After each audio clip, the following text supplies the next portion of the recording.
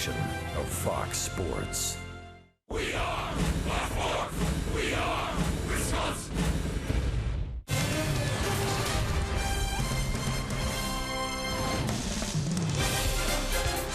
It has finally arrived, opening day 2016, and we welcome you from a frigid Milwaukee, Wisconsin.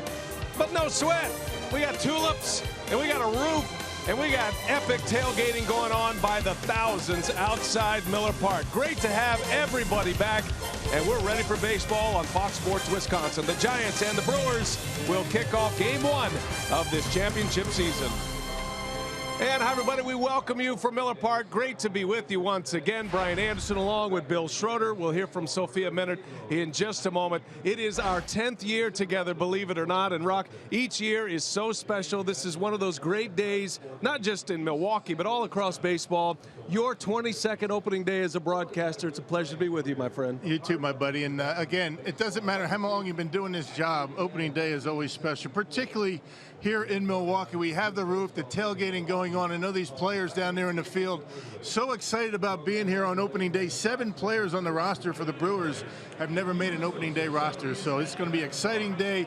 Who knows how the season is going to start or how it's going to end, but certainly opening day is a special time in baseball. It's fun for us to try to put ourselves in the minds of the players, and specifically this year in the mind of the manager. Craig Counsell ready to manage opening day for the first time. He's standing by with Sophia. Thanks, B.A. Craig, there is nothing like opening day here in Milwaukee. So how are you feeling? What's the significance of this day for you, your first as manager? I think we're just ready to get started. There's a lot of, ceremony, but, we've been playing for 6 weeks, practicing for 6 weeks, working hard for 6 weeks. So we're all ready to just play, make it count, and start this ride. Just 3 remaining starters from a year ago. So as you were putting together your opening day lineup, what are your expectations for this group? Well, I think we're going to get better as the season goes on, for sure. I'm excited about this group. I wrote the lineup out today, and I looked at last year's lineup on opening day, and I like it. And I was excited how it looked. So we're excited. It's the start of this. We're at the start of something. We get to control what it looks like. We get to decide what it looks like, and that's exciting. All right, thanks, Craig, for your time. B.A., we're ready to go here down on the field. All right, thanks a lot, Sophia, and thanks to Craig Counsell. There he is, Jeremy Jeffers. He's ready to roll. Keon Broxton, all the pieces put in place. We got the first pitch. The season begins next. Milwaukee.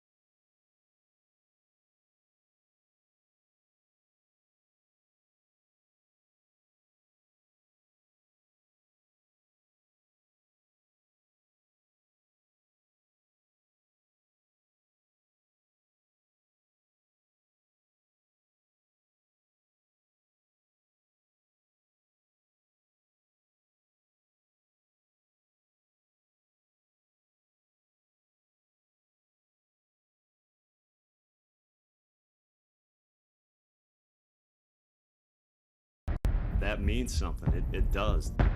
The logo means something to me. It makes you want to work harder for it. Makes you want to work harder at it. Just my passion of what I want to do.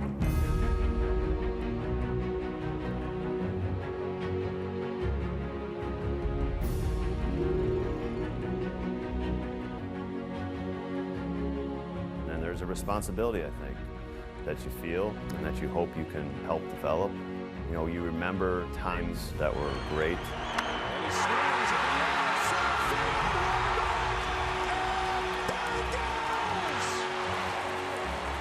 You feel like you saw everybody wearing Brewer t-shirts or Brewer hats, everybody talking about Brewer baseball. And I think the fact that we're building that right now, to me, it makes it even more fun. You know, our talent is what's gonna also have an impact. That was like, oh, what a catch by Scooter Janette, going up the ladder to make that play. We're gonna hit home runs this year. That is back there. Santana hits another one out. The pitching has a chance to be a real strength. Swing and a miss. Curveball swung on and missed. And some guys that get back to a level they've been at. Votto swings and misses. Matt Garza with a shutout. A 1-0 victory for the Brew Crew. We're at the start of something. And wouldn't you know it, right to him, Yadiel Rivera. Welcome to the big leagues. What's important is that we build a strong foundation. Arcia turns it around. Way back. Goodbye. A home run. Every one of those guys has plenty of talent to take a major league field and win baseball games. Nice running catch by Broxton. Wow. Show off his arm, and he got him! Keon Broxton! Move over to the skill part of the game where the skills show up every single night. Then you start winning baseball games.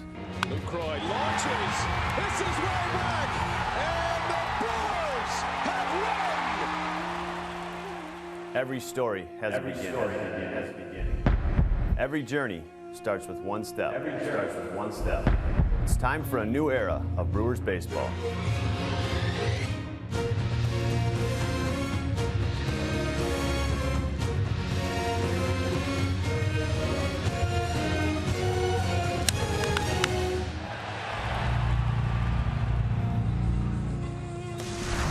And what a great setup for our opening day matchup today. The roof is closed. Miller Park is filling up, a sellout crowd today. And it is the Brew Crew and the San Francisco Giants. Never mind that 34 degrees outside. It's perfect inside Miller Park.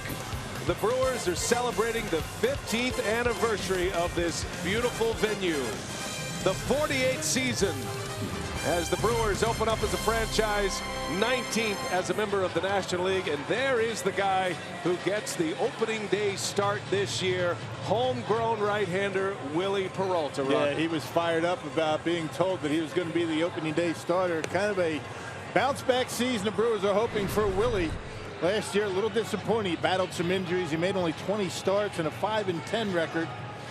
But here at Miller Park in his career, he's been very good. 22-19 and a .416 earned run average, and has had very good numbers against the Giants. 3-1 in 5 starts against San Francisco. And Bruce Bochy has a pretty good ball club that he's put together, pretty much the same as last year. No question. 3 World Series titles going back to the 2010 season. The Potawatomi batting order for the Giants: Denard Span, Joe Panik, Buster Posey, a former MVP. Middle of the order is Hunter Pence, Brandon Belt, and Matt Duffy. Brandon Crawford, Madison Bumgarner will bat 8th and pitch.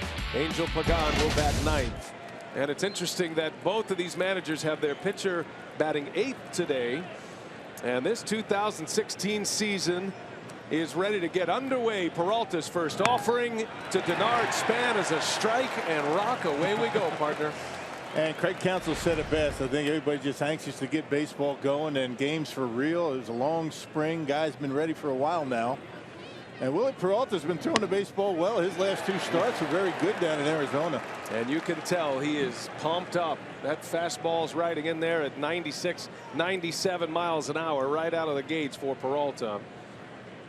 Very much looking forward to this first opening day assignment. Remember last year it was Kyle Loesch and the power of Peralta's. Span hits one deep into right center field, but there to make the play is the Brewers' new right fielder, Domingo Santana, and that's how the season begins.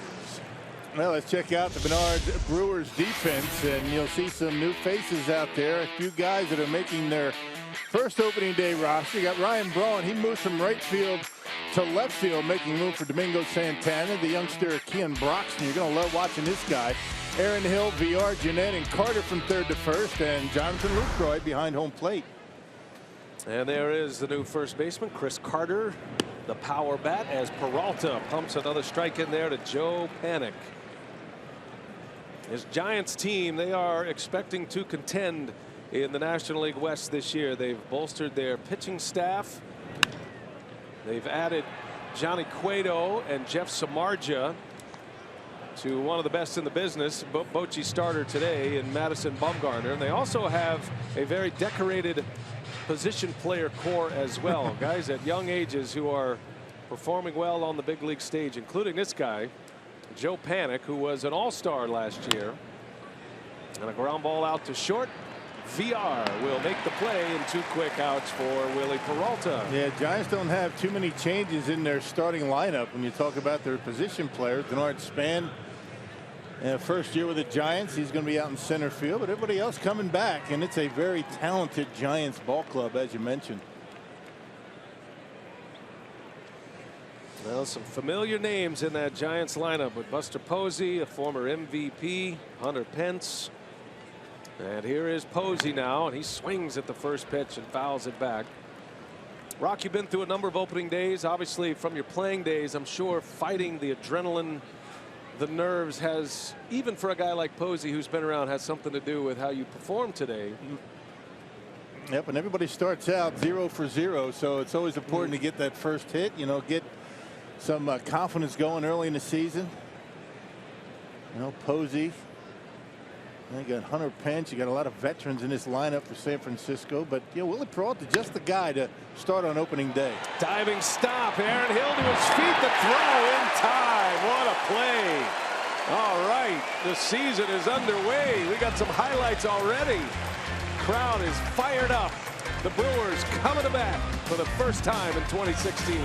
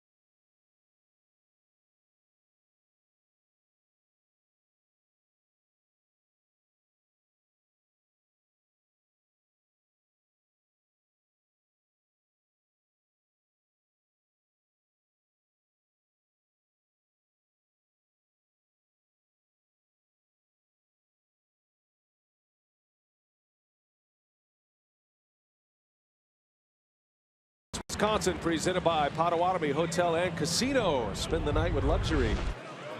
Roof is all closed up this opening day 2016. Craig Counsell, his first opening day as a major league manager, took over in early May of last season, and of course had some time in the front office with Doug Melvin. It's a new regime here in Milwaukee, and Counsell ready to lead the charge. He said he would not put any limits on this team. He loves the talent. Domingo Santana is his leadoff hitter, then Jonathan Villar, followed by Braun. Middle of the order is Lucroy, Carter, and Hill.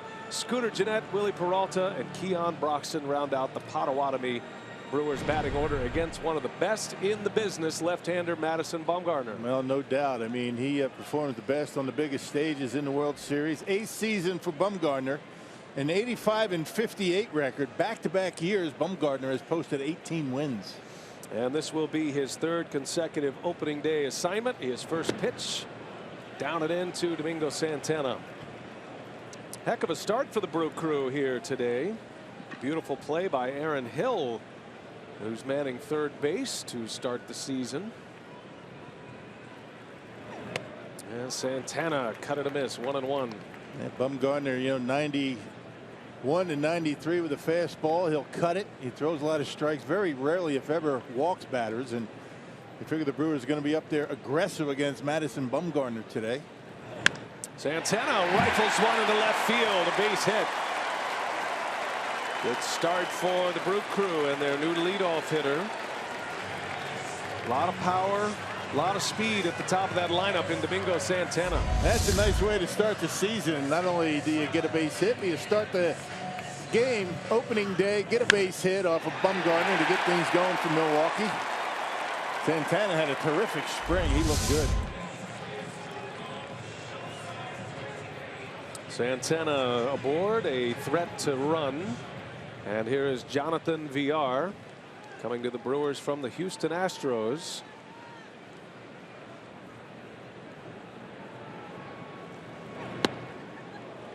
Well, there is some news on Madison Bumgarner. The Giants releasing the fact that Bumgarner is battling a touch of the flu to start play today. He's going to try to give it a go, obviously, and going to be watched carefully by Bruce Bochy and Dave Righetti, the pitching coach. But it is the same flu that knocked Buster Posey out of a couple of games in their Bay Bridge series against the Athletics. And Posey is back in the starting lineup, but I'm sure not completely 100%. And now Bumgarner dealing with it. Yeah, you got to be careful. I mean, if they're the Giants, that stuff can race through a clubhouse very quickly. But there is that old saying in sports as well, beware of the weary. Sometimes you have your best games. You know, you're nice and relaxed. You're not trying too hard, and you're not overswing, overthrowing. What was that old story about Babe Ruth?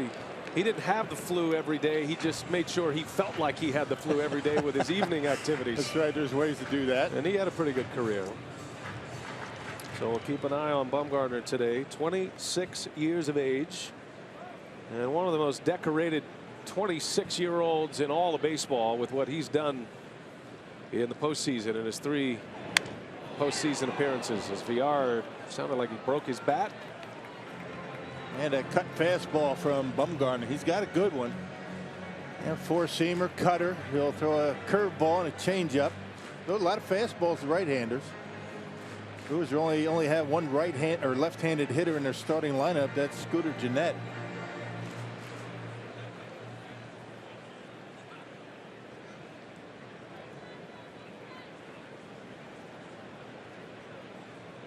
A leadoff single for Santana.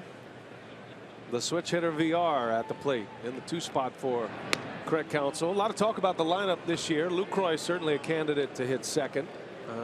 Counsell really likes Santana in that leadoff spot, providing the power. And then you get into the Braun, Lucroy, Chris Carter, Aaron Hill grouping, and there's terrific power in that group of 4 as well. So the Brewers, as Craig Counsell mentioned, is a team that is going to hit some home runs. That's going to be one of their trademarks, you would think, this season. And then you also want to have some guys that are pretty good at getting on base. That's Lucroy and Villar. I mean, work the count a little bit.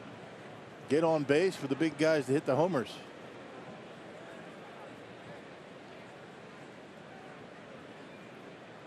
Bumgarner delivers, and Villar draws the walk. So a couple of men on base against Madison Bumgarner to start this one. Get him in early trouble. Try to take advantage. always the game plan against an elite pitcher, as Ryan Braun will step in for the first time this year.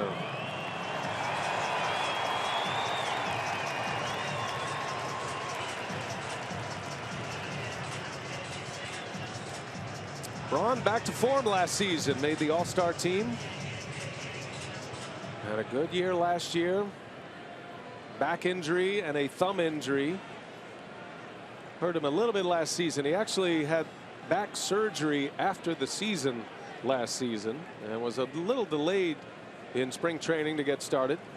Well, once he got back in there, he swung the bat well. As a matter of fact, he hit his first exhibition season home run while in Houston earlier, or late in the spring in the last exhibition series. Didn't take him long. I mean, before spring training even started, he said he needs about 20 at bats. Came close to that, but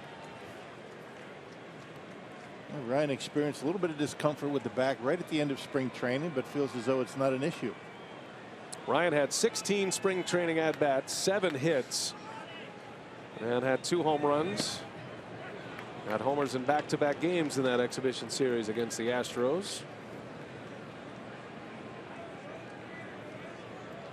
Braun, Scooter Janette, and Jonathan Lucroy are the 3 holdovers in the opening day lineup. Matter of fact, those 3 have started the last 3 opening days for Milwaukee in the middle of all of these new faces. And see Bumgarner not worried about coming inside too much. He likes to bust that cutter in on the hands of the right-handed batters. Just missing a couple of times to Braun. Had a rough spring, did Bumgarner. Earned run average around 10. I don't think anybody's too worried about him, though. Yeah, his last start was on a minor league field. He went 6 innings in that game. His pitching coach, Dave Righetti, said he'd love to have had one more exhibition start for Bumgarner, but that's not the way it worked out. As Braun swings and misses. Big cut. That's a good pitch. That cutter doesn't move much, but it breaks very sharp, very late. Under the hands of Braun here. You can see the way he holds it. You see that spin, and just off the bat, a little bit out in front. Looks like a good pitch out of the hand. A cut fastball of Madison Bumgarner. The thing that separates him from the rest. 2-2 to Braun, 2 on. And once he has you looking inside for that pitch, he's going to start sinking it away, and he will throw a changeup once in a while, not too often. Throw a curveball up there from time to time, but he likes to stay hard on the hands of the right-handed batters. Good numbers with runners in scoring position last year for Braun. Now Braun had 25 homers last year, the most since he hit 41 in 2012. 25 homers, 84 runs batted in for Braun, and he played in 140 games last year, and the games played is going to be the story for Ryan this season. Back is healthy, but requires a lot of maintenance. Same with the thumb. As Braun gets jammed into center field, going back onto his span, and Santana will tag and advance to third. So a runner does advance. Braun just missed the sweet spot. Otherwise, might have sent one out of here. Yeah, that cutter got in on his hands, and look at Braun's face. He knows he just missed it. Still sent Span back against the wall and able to advance Santana to third. And here comes Jonathan Lucroy. A lot of off-season speculation, wondering if Lucroy would even be in a Brewers uniform to start opening day this year. And he had some comments this offseason that riled a lot of folks up, but Lucroy has gone with the no drama approach to start this season. Those are his words, and that's a good way to start the year. He just wants to play. He likes it here in Milwaukee. Sure. Has no control over it. .283 hitter with the runners in scoring position last year. Lucroy has been much better than that throughout his career. What he called a down season. Started early with a broken toe and finished with a concussion. Not your prototypical cleanup hitter, right? Or Jonathan Lucroy. Everybody thinking that he was going to be in the #2 spot. But a guy that makes good contact, shoots the ball all over the field, and has an opportunity to drive in a run. Trying to get back to his numbers from 2014 when he hit 301 and set a major league record for doubles in a season by a catcher. At 53 doubles 2 years ago, he was the all-star starter. And then things went south for him, and a lot of injuries had a lot to do with that in 2015. The numbers down, especially the batting average. And a player who prides himself on getting on base, hitting for average, fashions himself a 300 hitter every year. And don't be surprised if he swings at this pitch. And Bumgarner misses with a fastball. Walked him on 4 straight. Bases loaded. And the big bopper coming up, Chris Carter. Well, you know, Bochy is a big concern. Not only did he have a rough spring, but he's not feeling well today. And for a guy that very rarely, if ever, walks batters, he only had 39 walks last year in 218 innings. To go with 234 strikeouts, so already 2 walks in the first.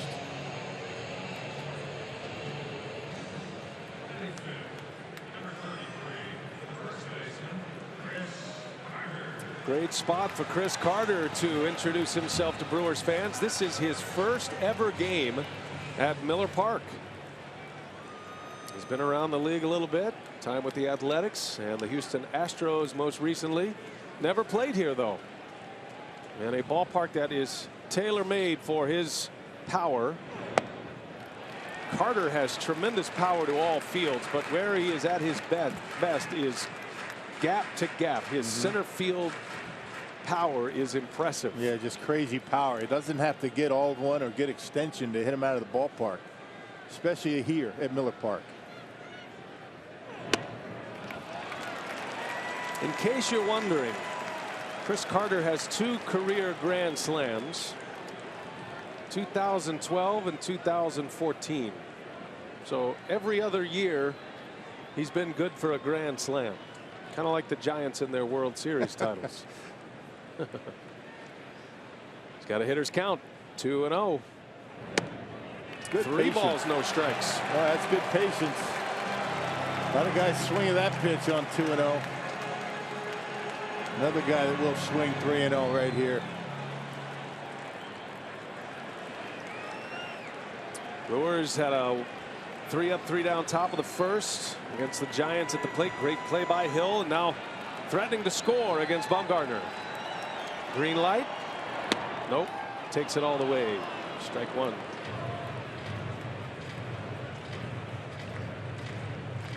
Last year, Carter hit 24 homers for the Astros. Had 37 home runs the year before. And he's hit at least 24 the last 3 seasons as a big leaguer.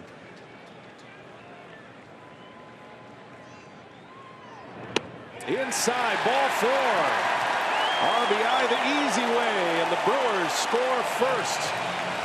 And a standing ovation here at Miller Park. Good patience, huh? I mean, you got to tip your hat to these guys. You know they have to be amped up. Opening day, nice crowd here at Milwaukee, and showing good patience at the plate. And an early visit for Dave Righetti, the Giants pitching coach. I would imagine Madison Bumgarner hasn't had too many 3-walk innings in his career. With that strikeout to walk ratio at pushing 7-1. Quick trip to the mound for Righetti. And that is a rare visit in the first inning with Madison Bumgarner on the mound. Here comes Aaron Hill. Uniform already dirty after that beautiful diving stop, robbing Buster Posey of a hit. That's how the top of the first ended. They hadn't played much third base, but they handled themselves pretty well in spring. Hill very familiar with Madison Bumgarner and their time together in the National League West. Hill coming to the Brewers from the D-backs. And a soft breaking ball in there for a strike. I was wondering when he was going to do that. Posey going right to the curveball, having a difficult time throwing his fastball for strikes. Hill by far has the most at-bats against Bumgarner. 38 career at-bats. He's actually homered off him twice. On the ground, this might be 2. Crawford to panic and a double play, and it ends just like that. But a lot of pitches for the ill Madison Bumgarner. Brewers get 3 walks. They get a run on the board. Off and running opening day. Brewers Giants on Fox Sports Wisconsin.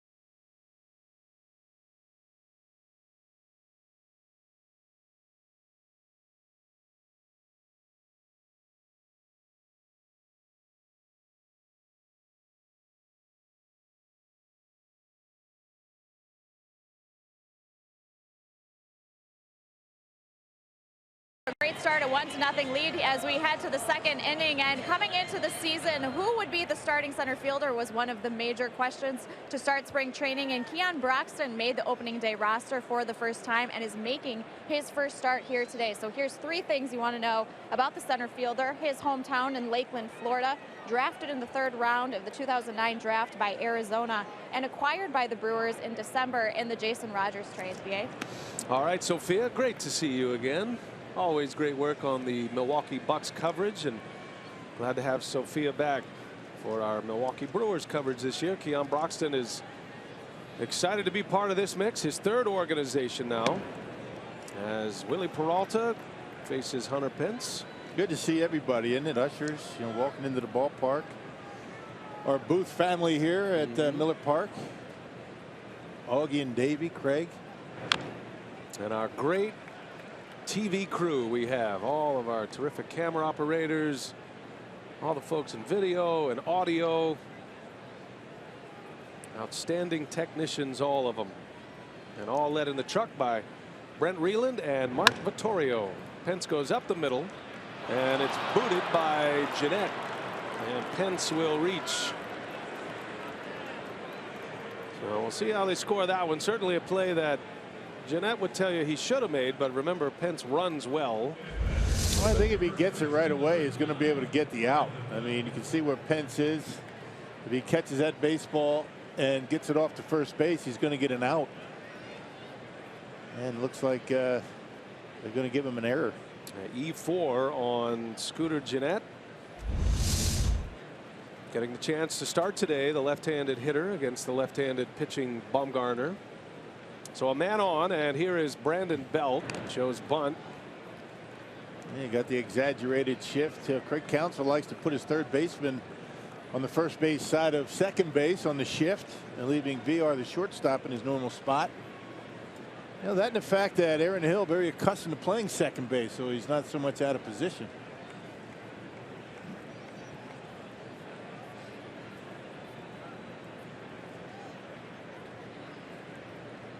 This is a very good San Francisco lineup. Got power and speed, disciplined hitters for the most part. Yeah, they'll make you work. They're not going to swing too early in the count unless they get a pitch down the middle. They will take their walks. Manufacture runs very well. Don't hit many homers. You don't play in a ballpark that allows too many home runs.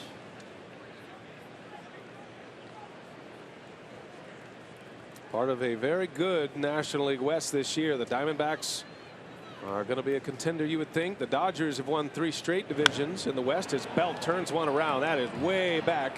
And Belt off the base of the wall. Pence revs it up, and he'll end up at third. So Brandon Belt, following the error by Janette, wraps a double over Santana's head, and the Giants threaten here in the 2nd inning. Yeah, he's some kind of low ball hitter, and Willie gave him a low fastball. You know, mid-90s, and Belt able to turn it around. Check it out.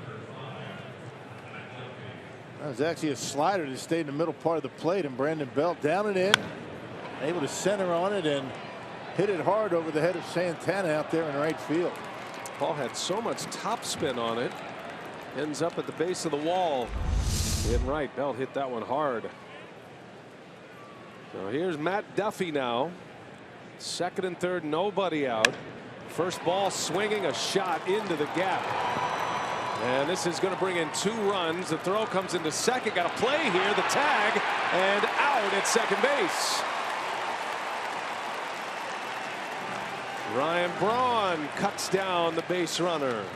2-run score on the single by Duffy.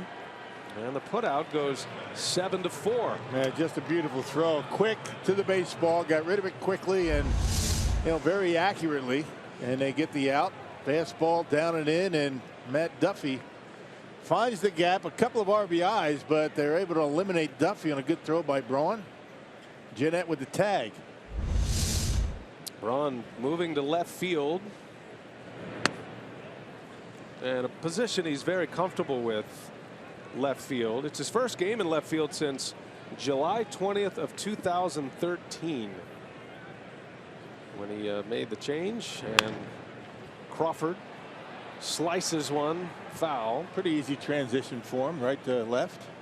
He said, it's interesting, Rock, he said he feels most comfortable on the left side of the field, whether that be third base, shortstop, left field. He played obviously third base when he came to the big leagues, was a shortstop in college before he moved to third at the University of Miami. I don't know, something about the tilt of the field and the way all the action is. Yeah, maybe, right? Who knows? He has seen the game from that side of the field his entire life, so moving to right field was a much bigger adjustment for him, he said.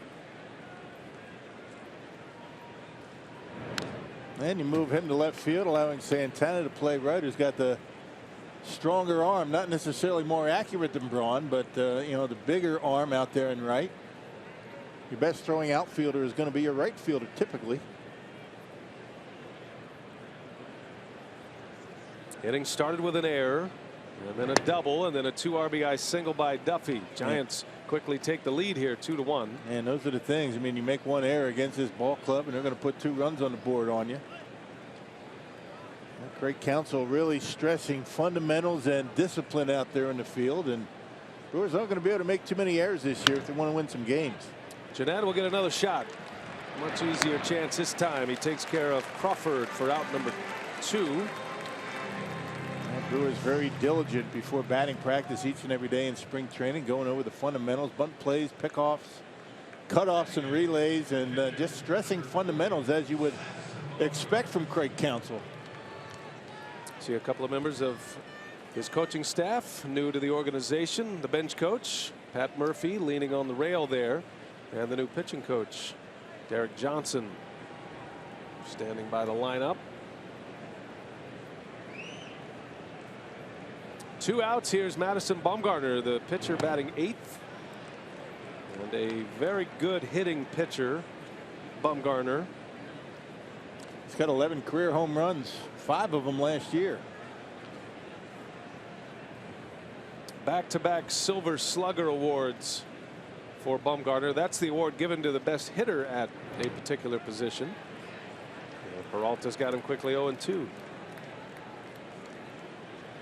Only Yovani Gallardo has more home runs by an active pitcher than Bumgarner. Gallardo has hit 12, and he's not hitting much anymore in the American League.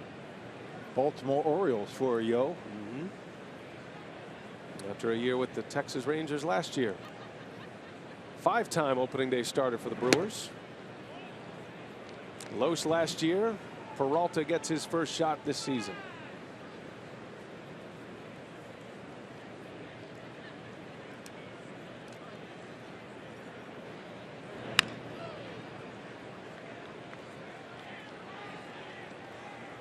Both managers batting their pitcher 8th today. I think fans are getting used to that notion. We certainly are. I mean, it's been going on here in Milwaukee. Even going back into the Ned Yost era when they experimented with the pitcher batting 8th. Yeah, Brewers have crunched the numbers, and it's kind of a wash, right? Doesn't create, more scoring opportunities necessarily, but the idea is to have a guy like Pagan, who's on deck, as your second leadoff hitter. So since you have Pagan and then Span, 2 guys that can run, can lead off and get on base in front of your run producers. Bumgarner got jammed in the infield. Carter calls it. He's got it, and the inning is over. But the Giants strike an error to start the inning, and a 2 RBI single by Duffy makes it 2-1.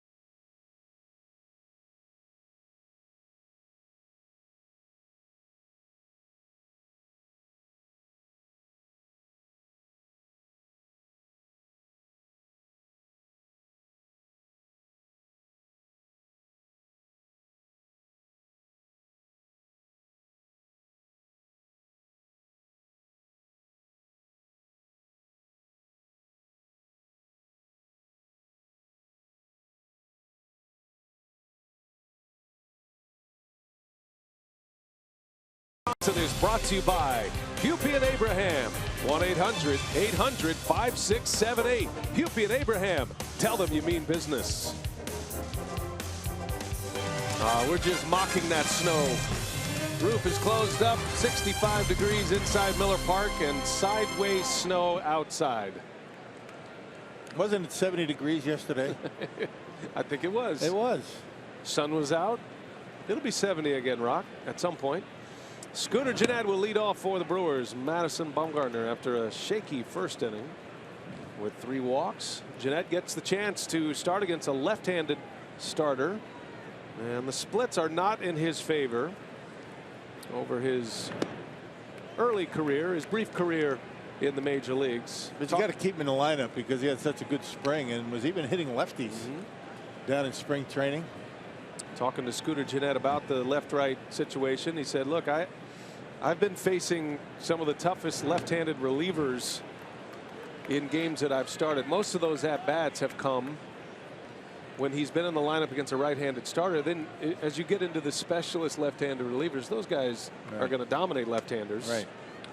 And it's no easy run here against Madison Bumgarner, but Janette fashions himself an everyday player.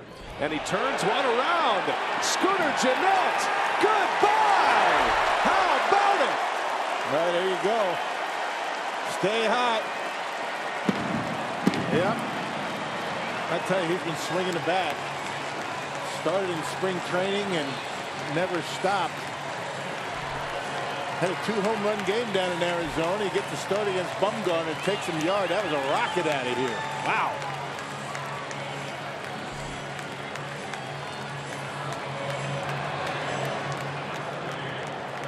Janette hit 4 spring training home runs in 10 games.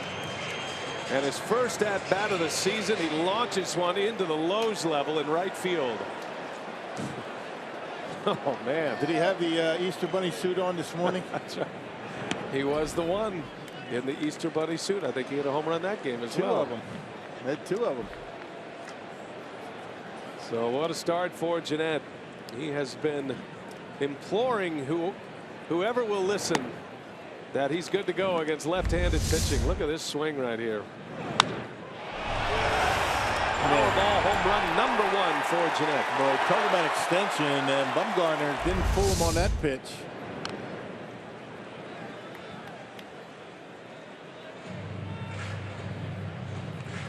Bumgarner giving up a run on a bases loaded walk to Carter in the first, and Janette destroys one. You only wish it looked like that coming in nice and slow, and Scooter able to pop the hips open and knock one out of here. Peralta takes a ball inside. I've not confirmed this notion, but there are reports out there that this is the first game in Major League Baseball history where the pitchers have batted 8th for both teams on opening day. We're efforting that notion as Peralta takes a call at strike 3. All right. That'd be cool to have a major league first after all these years for you in the booth. Your 22nd opening day. And I was here for that. And you're here for that. Get to see pitchers bat 8. All the wonderful things that have happened in his booth. I'll never forget it. Our 10th year together. Hard to believe, partner. It's been fun, huh? How did we survive this long? Here's Keon Broxton making his Brewers debut today. Yeah, usually my partners last 5 years and take off. Doubled him up. Good job. Not going anywhere. Long as you'll have me. 10 more, buddy. Well, Keon Broxton, this will be a fun player to watch in the early weeks of the season. See what he can do. You know he's got to be nervous. I mean, the adrenaline, the nerves. His first opening day roster in the major leagues. Yep, get that first at bat out of the way, and everything becomes natural. It's not his major league debut. He got in a few games last year with the Pirates, but that tremendous outfield in Pittsburgh with McCutchen and Polanco and Marte, there was no room at the end for Keon Broxton. As Sophia pointed out, and the 3 things you need to know, Broxton was very welcoming of the trade. He loved his time with Pittsburgh and felt like he learned a lot from guys like Andrew McCutchen, who is a great leader and mentor. But this opens the door for him in Milwaukee. Brewers traded Jason Rogers to the Pirates. Bit of a surprising trade. And Pittsburgh dealing from a position of strength as well and sending Keon to Milwaukee. You don't see trades inside the division very often, but both satisfied a need. 2 completely different players. Types of players. You're going to like watching Broxton out there in the outfield. I'll tell you, he can run him down. He's got a great arm. Very accurate. And runs him down effortlessly out there in center field.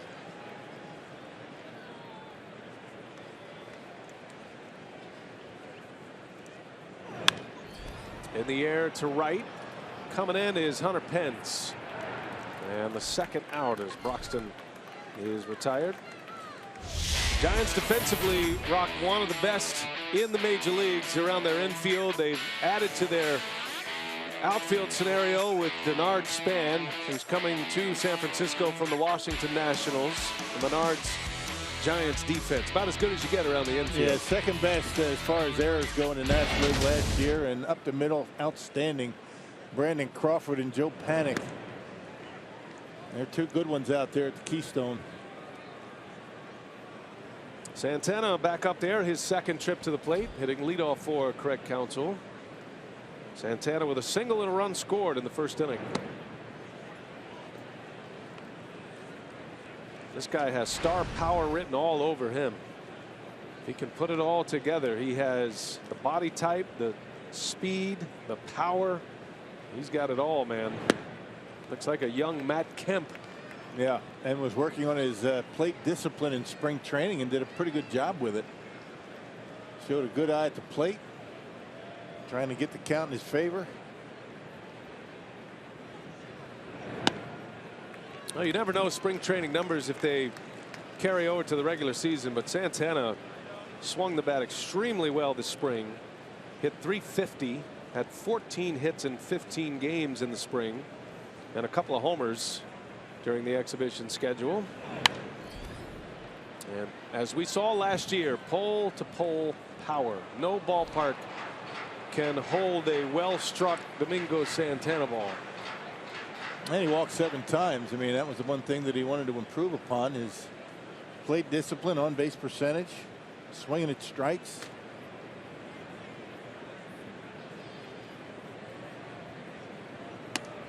He was one of the big pieces that came from the Astros in the Carlos Gomez Mike Fiers trade, and a deal orchestrated by new general manager David Stearns, who was with Houston prior to his arrival here in Milwaukee. As Bumgarner strikes out Santana. How about Scooter Janette getting a chance to face a lefty? And Janette, the first home run of the season for the Brew Crew to tie this game at 2.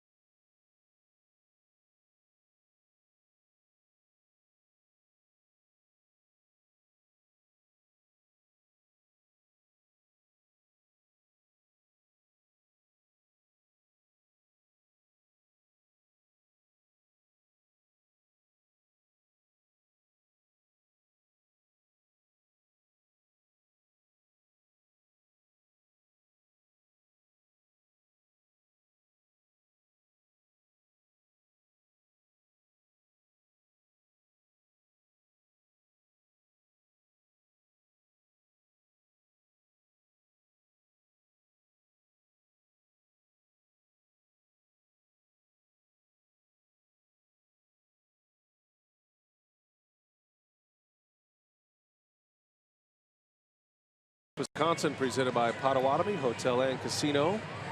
Janette's first home run against a left-handed pitcher ever in the big leagues. And it comes against one of the game's best left-handed pitchers in Madison Bumgarner. And no cheapie, about halfway up that second deck and right. Picking up right where he left off in Phoenix. So 2-2 game. We go to the third inning. Scooter hit the weight room this offseason. He looks bigger, stronger, put on about 15 to 20 pounds this offseason. Yep. Working out in Florida. Angel Pagan will lead off for the Giants. And all the excitement of opening day, all the adrenaline rush that comes with it. Now these players start to settle in. High expectations for Willie Peralta. It's one of the reasons Counsell wanted to give him the opening day nod. A little bit of a vote of confidence. He is a homegrown product. Signed with the Brewers at the age of 16. in 2005. That 05 draft and signing period, Peralta wasn't drafted, he was just signed from the Dominican Republic. But that 05 year is most known for the Ryan Braun year, the year he was drafted out of the University of Miami. But very quietly, a 16-year-old signed with the Brewers that season. And Willie came into spring training with a different focus. He just looked a little bit different than he did a year ago. Wants to stay healthy. Injuries. He just never felt all that comfortable out on the mound last year for whatever reason. And yeah, the numbers bared that out.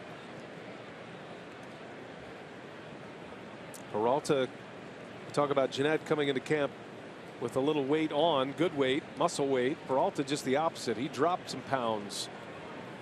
Felt like he was a little too heavy last year and had an oblique injury to deal with. He'd never been injured. He's always been a real workhorse throughout his minor league career and his early major league career.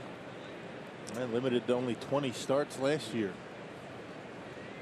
And an injury that just would not improve to the level that got Peralta's confidence back that it wasn't going to give away again, that oblique injury, as he misses badly on Pagan. And the 9-hole hitter for the Giants draws a leadoff walk. It's 2 seasons ago that Craig Counsell cites as one of the reasons why he got the opening day start. He was a 17-game winner, Rock, and then it was a bit of a downhill slide last year. Hey, and up to that point, he had some pretty good numbers. I mean, maybe the wins and losses didn't bear it out. 35 and 37. You know, in his time with Milwaukee, earned run average just a touch over 4 in that time, but needs a good bounce back year this year. Brewers need him. Peralta will turn 27 in May. Span tries to bunt the runner over. He's actually a little older than Madison Bumgarner, believe it or not. This gives you an idea of how incredibly successful at a young age Bumgarner has been. There's really been hardly anyone like him in the history of Major League Baseball as far as pitchers go. Already a 3-time World Series champion. He's been an MVP in a World Series as well. I mean, would it be fair to say that he won the World Series pretty much single-handedly against Kansas City a couple of years ago? Yeah, 2014. Bumgarner already with 7 career postseason wins. Pagan looks like he wants to run. Holds his ground. Span takes a strike. 0-2. You like the way Willie has been able to keep that velocity. 86 with the off-speed pitch. He was working on some change-ups in spring training, which is why his numbers were a little bit high early on. Doing a few more change-ups than he normally would. Be nice for him to be able to get confidence in that pitch. I think every pitcher in every spring training camp is working on a changeup. Peralta no different. He'd like to find one. That might be the pitch that could separate him into that elite status with his velocity and his slider. He tends to dominate right-handed batters statistically. Lefties can give him trouble. Yeah, the breaking ball that he threw to Belt, right? He left it down and in, and Belt hammered it off the wall and right. That's where that changeup comes in handy. There goes Pagan, and the pitch is outside. Throw to second is late. Stolen base for Angel Pagan. He got a great jump. That was going to be a tough out for Lucroy, even with a perfect throw. That's what we're talking about with the 2 leadoff hitters. You got your number 9 hitter, gets on with a walk. He can run. Might have been close, but I don't think Lucroy had much of a shot. Puts a runner into scoring position. Nobody out. 2-2 is the count on Span. The Giants' new center fielder. Didn't miss by much. Full count. Brian Gorman, a home plate umpire. Willie wanted that one. I think he thought that was going to be called a strike. The crew chief getting this opening day assignment behind the plate. Mark Carlson, Mike DeMuro, and Quinn Wolcott, his crew members. Now it's full.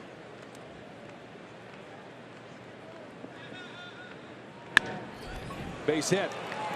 Pagan around third, and Broxton will fire it in late, and another run is in. The Giants have the lead.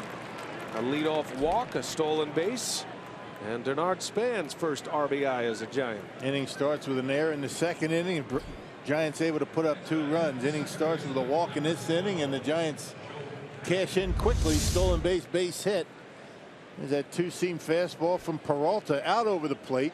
Tried to catch the inside corner to get Span looking on the pitch before it, and Span able to hit it into center field. So just like that, the Giants take the lead once again. Can be a relentless offensive attack, the San Francisco Giants. There are no holes in that batting order outside the pitcher, and even their pitcher today can swing it a little bit. Yeah.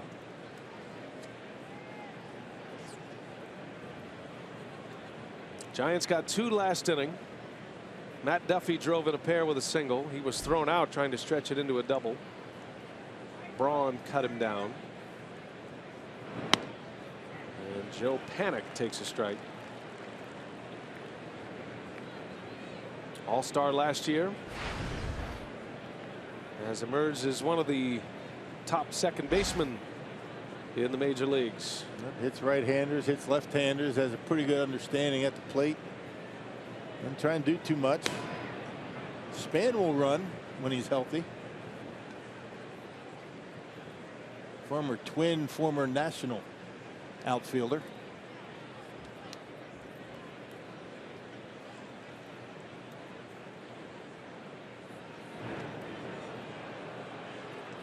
Closer.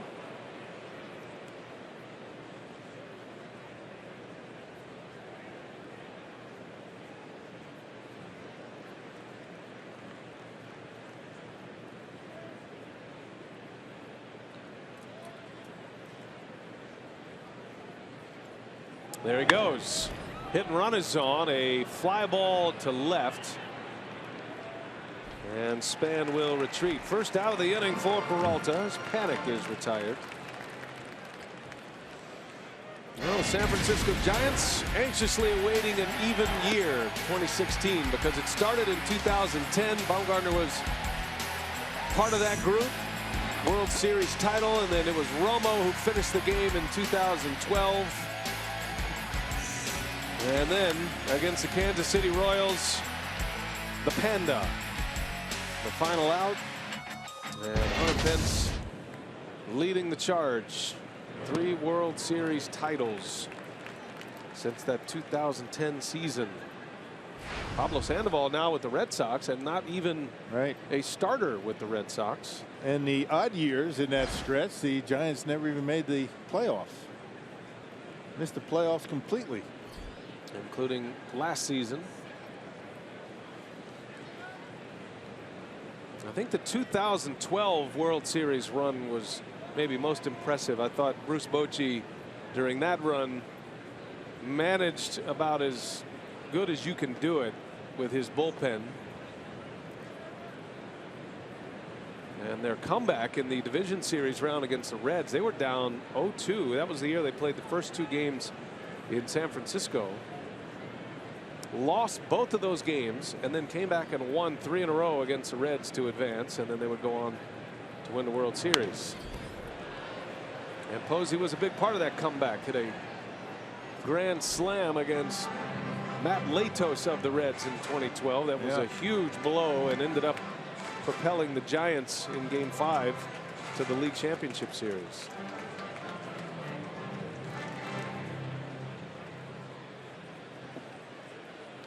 It's a very competitive division, the NL West.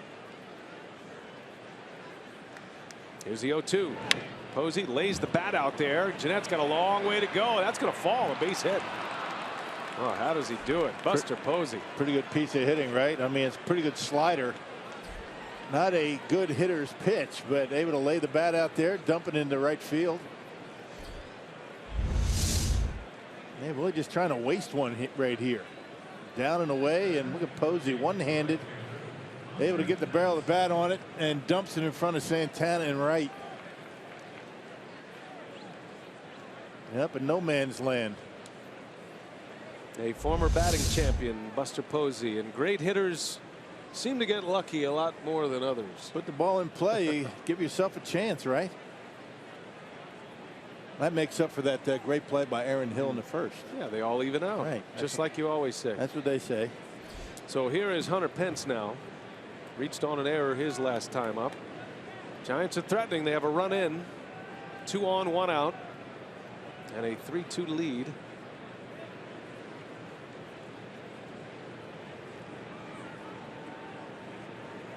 Pitch count is climbing for Peralta. After a nice and tidy first inning, 1-2-3, retired the Giants.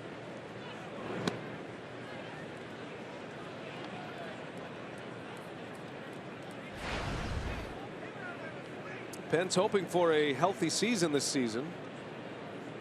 He missed 110 games last year. Giants were a completely different team with him than they were without him. Matter of fact, they were 12 games under 500 without him. Coming our way. Got it. Make a play. Yep. Too tall. Haven't had too many baseball foul balls in this booth. There you are. 9 years here, never had a ball. I know. I mean, maybe 1 or 2. Nothing in this particular window. Well, before you, there was. Oh, I don't know. It didn't really exist before I came. There wasn't any baseball here before you got here. We don't count any of that. It's like a college basketball coach, you know, in the Brian Anderson era. We've not had a ball up here. Right. Yeah. I'm ready for the first one, though. Did you bring your glove? Oh, you know, I forgot my glove. You know why you forgot it? It's at my house. You forgot it. Now, how did it end up at your house? Well, because you left it here on the counter, you know, the last game of the season, and I figured I'd better grab it. Wow. You have turned into I brought my catcher's mitt. I'm ready for that. The booth equipment manager, Bill Schroeder. You want me to bring it tomorrow? I would like that. I'd like you to break it in first. Peralta could use a strikeout or a ground ball. He'll take either one. The 1-2 to Pence, and a wave and a miss. Down he goes. He got him with a slider. And there's a strikeout he needed. That's his first of the season. 2 outs in the inning now. Yeah, that's what he was hoping to do against Buster Posey, but Posey able to just throw the bat out there. This time a little bit further away, and Pence, who, as we have found out, has had a rough go of it on opening day in his career. The numbers are staggering for Hunter Pence. You wonder why he even plays on opening day throughout his career. Let's see, like 1 for 28, something like that. Yeah. But he makes up for it all the other days of the year. He is the one free swinger in this lineup, in a lineup that is stacked with disciplined hitters. But Pence thrives in this lineup because he does so much damage. But he's thinking about that one. Brandon Belt had a double his last time up. And a little flare, that's going to fall. A base hit's going to bring in another run. Denard Span will score. And 2 flares in this inning.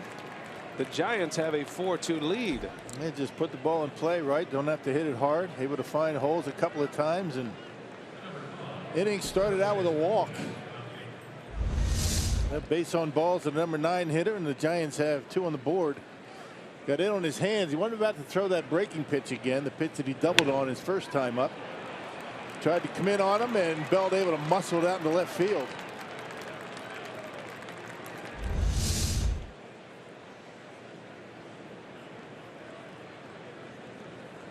Two hits and 2 walks in the inning. 2 runs are in. And here is Matt Duffy, the 7th batter of the inning.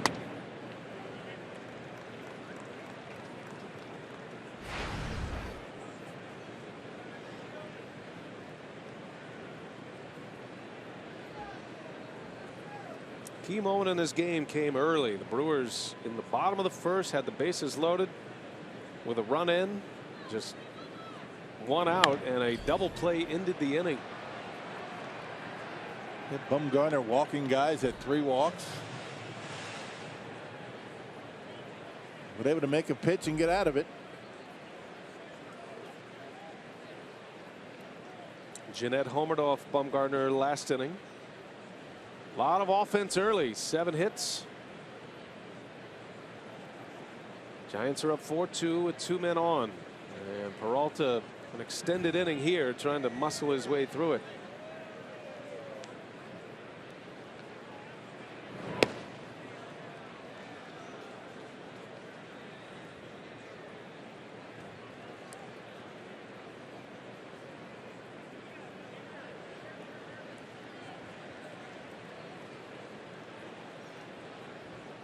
Matt Duffy drove in the first 2 runs for the Giants. Hit a shot into left center. And he's not biting on that slider. 2-2 now. Yeah, he got the first pitch his first time up and hit it hard into the gap, and a couple of runs scored. Willie being a little bit more careful with him this time.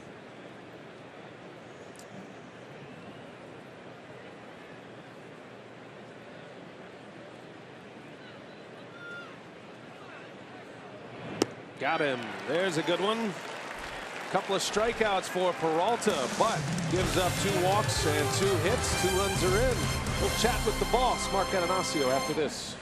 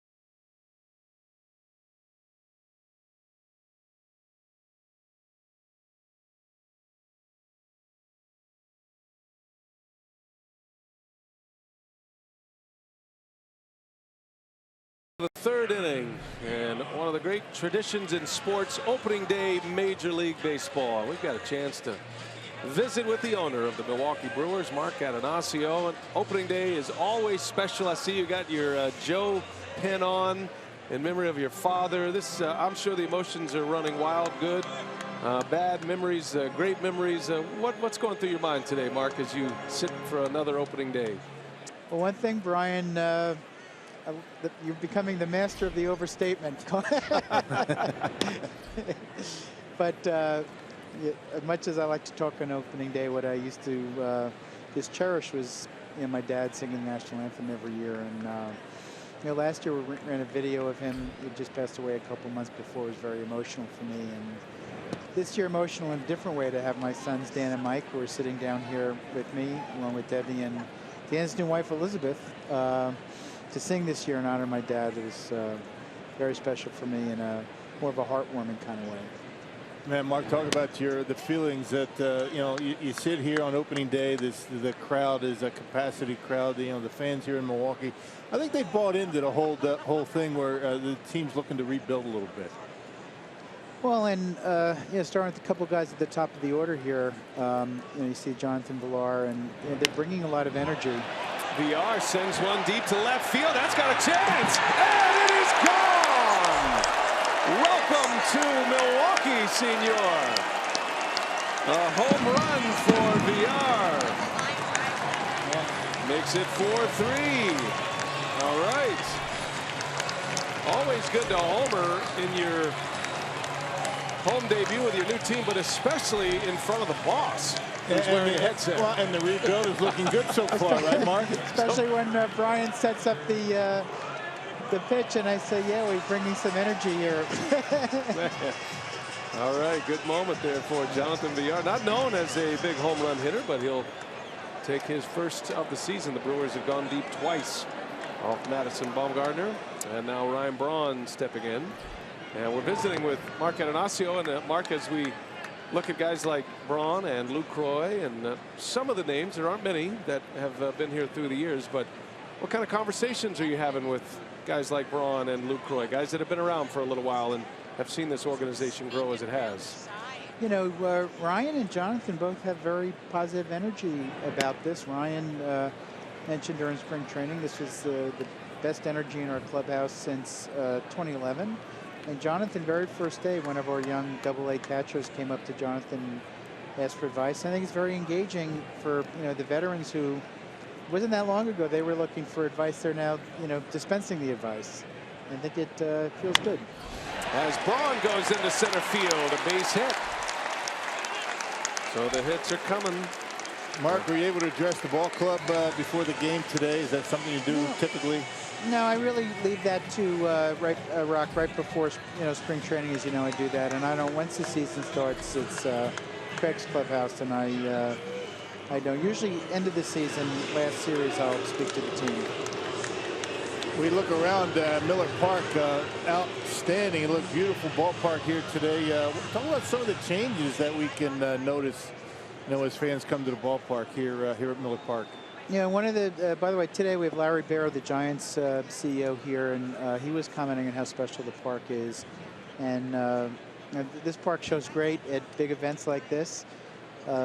This year we have improved retail, both in the hot corner there, and also more importantly behind home plate. We've expanded things. There's an unbelievable, I do say, cap display. There's about 40 or 50 caps on display, and everyone looks awesome under lights. We have a new thing for kids down. We have an improved kids zone downstairs, and upstairs we have a new executive suite upstairs. You know, people like to come to the ballpark to entertain, and we've set things up for that. Lucroy flies to right. That's the first out of the inning. I saw a Brewers treat truck this year to go dispense ice cream to kids, and I had more than my fair share of ice cream last night in an event here. I'm all in on the treat truck. Yeah. Palermo's Pizza, the official frozen pizza of the Brewers, and vanilla ice cream for me, the two killers. Debbie is very disciplined. She does not fall for the ice cream treat truck. But she's okay with you, right? That's why you got to sneak off on your own. I have to kind of, when she was downstairs in the store last night, I was grabbing some ice cream.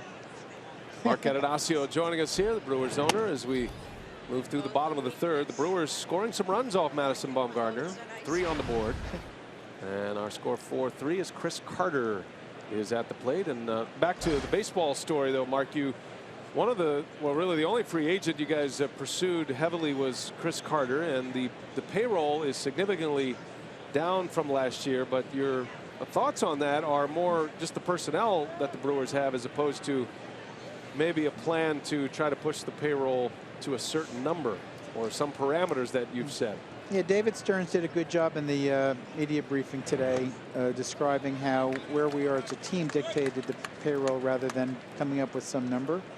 There were a couple other free agents we looked at and I'd say dabbled in. I wouldn't say pursued aggressively, but you know, it was really more of a comprehensive plan. So Aaron Hill was in the on-deck circle here. We picked up a chunk of his money in order to get at one of their other younger prospects, and a Chase Anderson who'll be pitching, you know, this week. So, you know, it's really more player focused and what falls out of what they're doing in terms of years of control and whatnot.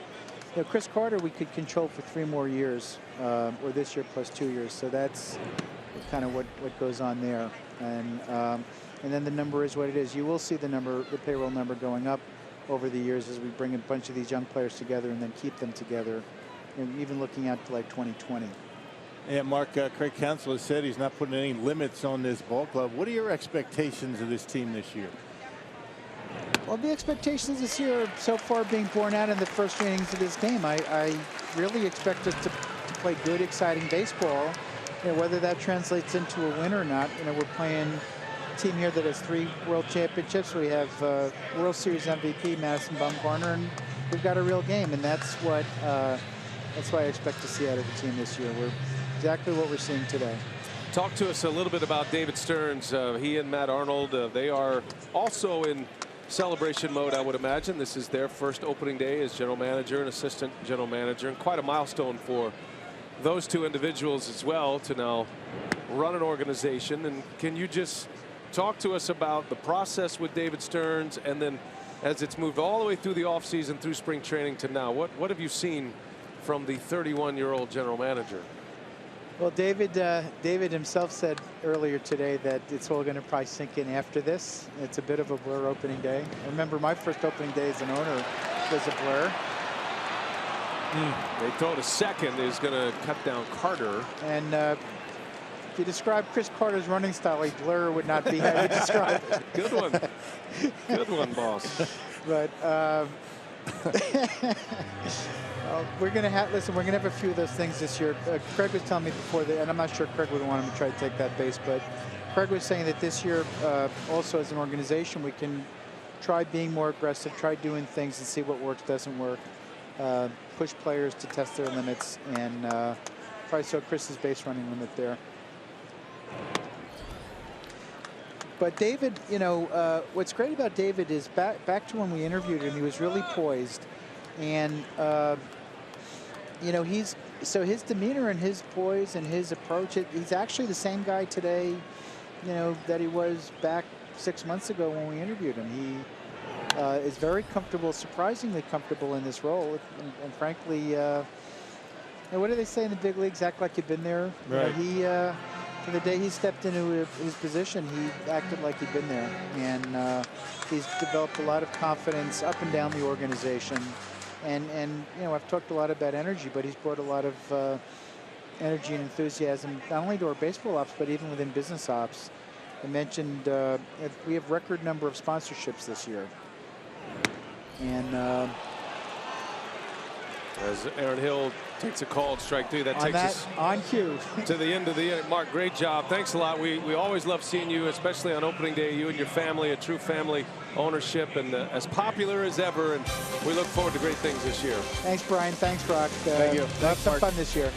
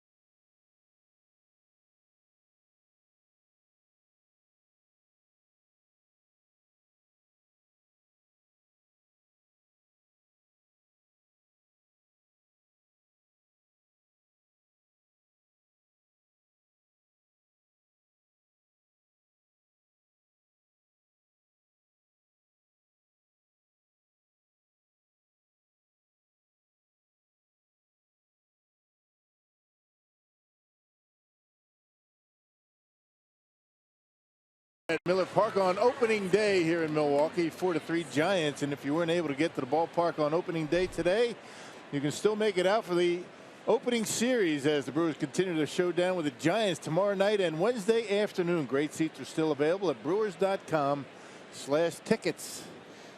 Oh, they come in uniform today. Their own version of the sausage races right there. Good way to get yourself on camera as Brandon Crawford leads off for the Giants. 4-3 San Francisco. Been a lot of offense early in this game. Willie Peralta has surrendered back-to-back 2-run innings. I said 2 walks and 2 hits last inning. That is actually 1 walk and 3 hits last inning for the Giants. Still knocking the rust off myself. I wrote it down wrong. Yeah, I get you. You got a lot going on. I mean, opening day.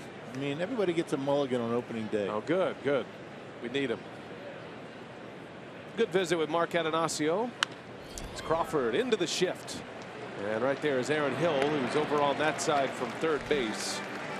Crawford is retired. I think the organization, Mark included, Debbie Atanasio, and everybody's understanding of what the Brewers are attempting to do going forward. And they just want some good baseball to be played, disciplined baseball, and Craig Counsell certainly was able to establish that in spring training.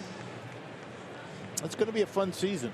It really is. You're going to see some young players that are going to be giving it their all, and a lot of talent down in the minor leagues. We were talking about, you know, today 9 players traded from last year's team, and they got 16 young players that I think they're going to be pretty good ones down the road. Well, and I think Mark Atanasio has proven, and there's no reason to expect that he would change this, but when it's time to spend money, he's never been afraid to do that. Push the payroll up over $100 million if he needs to. Right now, the Brewers have the smallest, the lowest payroll in baseball. Brewers come in with a payroll about $60 million. As Bumgarner pops it foul and out of play. That compares to the Giants payroll at $171 million. But I think that, you know, the day of just matching player for player, payroll for payroll in each of those positions, we're kind of moving into a different era of Major League Baseball. And I think there are teams who can function at a much lower payroll, like a team like the Kansas City Royals. But as you've noticed, the Kansas City Royals, as those players get into a position where they're starting to make more money, then you have to decide who to keep and how they're going to do it. And they signed Alex Gordon, and they signed Salvador Perez as well. So I feel like, in talking to Mark, that that's all laid out for him when the time comes to do that. Made a commitment to winning. That's certainly something that Mark has been consistent with. And not a good start to this inning with a walk, or I should say with 1 out, a walk to the pitcher, Bumgarner. You know, those guys from Kansas City are going to be coming of age around the same time. Right. So there's going to be decisions to be made with the Royals down the road. And right now, the Royals, the Astros, the Cubs, those are the model organizations, how to strip it down, acquire prospects, and then build it quickly. And I think the Brewers are going to, that's why there's so much hope around Miller Park in Milwaukee, that there is a stockpile of prospects. The Brewers essentially have just revitalized their minor league system. And it really started with Doug Melvin in the trades last year when he was still running the club as the general manager, bringing in guys like Domingo Santana. And they've gone from a minor league system that was thought as maybe bottom 3rd or maybe even bottom 10 in the major leagues, inside the top 10, and some have it as high as even 5th best minor league system. So, and that's where those other 2 teams did it. You know, you talk about Kansas City and Houston, right? Cubs to a certain extent. Cubs turned it quickly. Astros arrived maybe a year earlier than they thought, and that's why you will not hear timetables set from David Stearns and Mark Atanasio, even Craig Counsell. And at the same time, I think at least Counsell's message, just being around them all spring, is we don't have any expectations to be at the bottom of the division. We expect to win and play the right way every day, every inning. get focused on the process and the details, and then wherever it ends up, it ends up. And then you talk to these players, they have a lot of confidence, going into this season. And they feel as though they're going to win some games and be competitive for sure. Pagan rolls over one. Counterbane's at 1-2.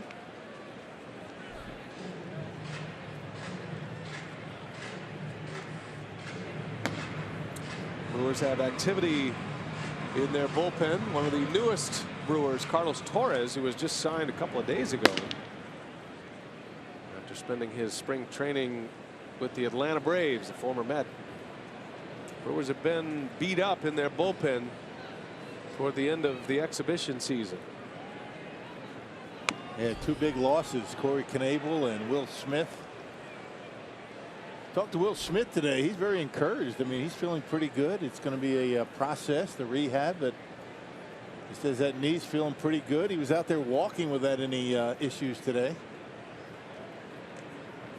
The bearded bullpen of the Milwaukee Brewers. That includes Chris Capuano on his return to Milwaukee. Pagan hammers one, left center field. That's down. That's going to go to the wall. And with Baumgartner running, Brewers chase it back to the infield. No run allowed yet, but 2 on for San Francisco as Pagan, with a terrific battle at the plate, ends up with a double. Yep, on a 2-2 pitch.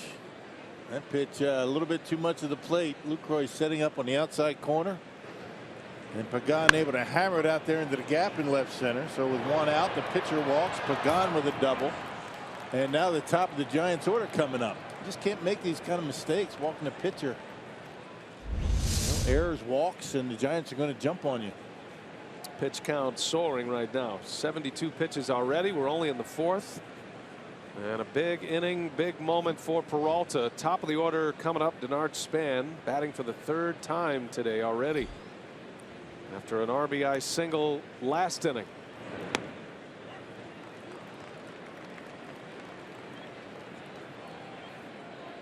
Yeah, Span rolled one into center field after it looked as though he was struck out on a pitch inside. There's some sweet cleats. And a very unusual hitting stance, at least to start. Look at that foot, that front foot pointing straight back. There's a strike. He cuts through it, unable to check it.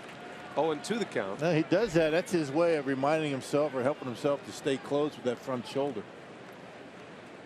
Starts that way, but before the pitch is on its way to home plate, he moves it, kind of lifts it up. Seems uncomfortable. If you just took an image of that, you feel like you have to send the paramedics out, because a foot's not supposed to necessarily go that way. Man, I think I'd be a little bit off balance too. What do you think? He's been dealing with a lot of injuries. Last year was a tough year for him. Only played in 61 games with the Nationals. He had hip problems and back problems. That one's into center field, pretty well hit. They're going to be deep enough to score a run here as Broxton makes a catch. Throw goes to 3rd. And Baumgartner scores. Span, very productive day today from the leadoff spot. Drives in his 2nd run. Giants lead 5-3. Well, 2 walks for Willie. They both have come around to score. Brewers have committed an error, and that run scored. The Giants don't make too many mistakes. They're very good at understanding what the at-bat calls for and able to execute. A certain Hall of Fame manager, Bruce Bochy. No question. Let go by the Padres after 12 years and 3 World Series titles with the San Francisco Giants. One of the most respected managers and respected men in the game, Bruce Bochy, former big league catcher. And respected by his players to a man. Joe Panik with a runner at 2nd. Peralta just trying to fight his way through this 4th inning. Giants have scored in each of the last 3 innings.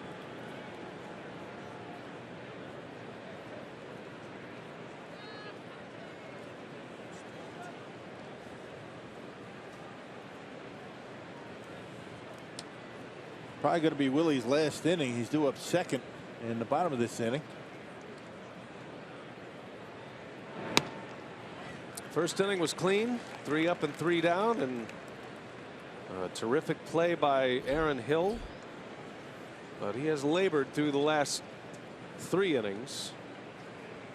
Anytime that pitch count gets up over 20 in an inning, you're working hard, too hard. 2-1 to Panic. Nice block by Lucroy. Tried to change up that time. Yeah, just can't get the feel for that pitch. Be a nice pitch. He was able to, get a feel for it and throw it, in situations where he's in a fastball count like 2-1. Peralta has struggled against the lefties today. Left-handed hitters have 4 hits and driven in 3 runs at this point. That's in there for a strike. Full count to Panic.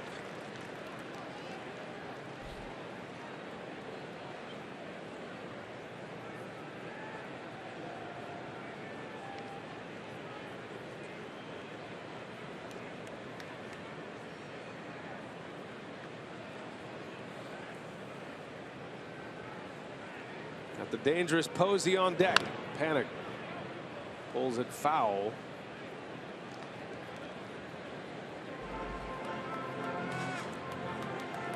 First 2 years in the big leagues for Joe Panic. He's hit .305 and .312. Pretty good table setter, isn't he? It's an impressive find out of the Giants system. He and Matt Duffy, their third baseman. And Crawford's a homegrown product. He'll take a walk. Right to Carter. He'll take it himself, and the side is retired, but the Giants add 1 to it. 5-3 San Francisco. Opening day in Milwaukee. Brewers are coming up, bottom of the 4th.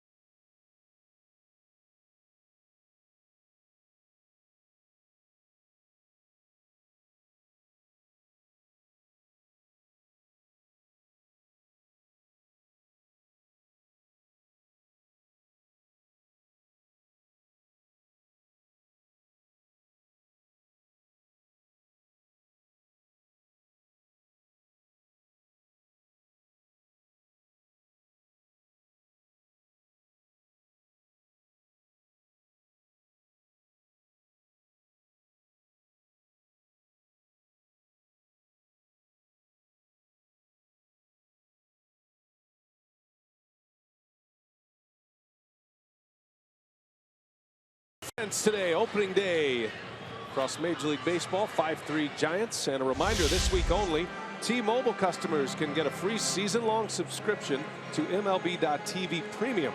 Go to T-Mobile.com/MLB to sign up now and catch every moment of America's fastest-growing LTE network. Scooter Janette will lead off. Hit a long home run his first time up.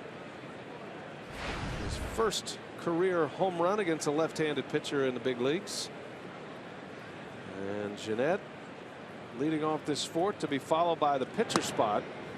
And then Keon Broxton. Second inning, Rock. Janette didn't disappoint. This is on a 1-2 pitch from Bumgarner. It was supposed to be away. Posey set up away. Bumgarner missed, and Scooter Janette did not. That's a big fly right there, halfway up the bleachers in second deck. No balls, 2 strikes on Janette. Bumgarner, not his dominant self, had a choppy spring training.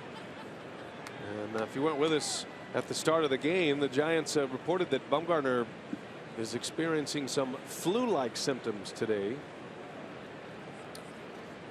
I would imagine Bruce Bochy would like to see him get through 5 innings and then get to his bullpen. Minimize his workload today.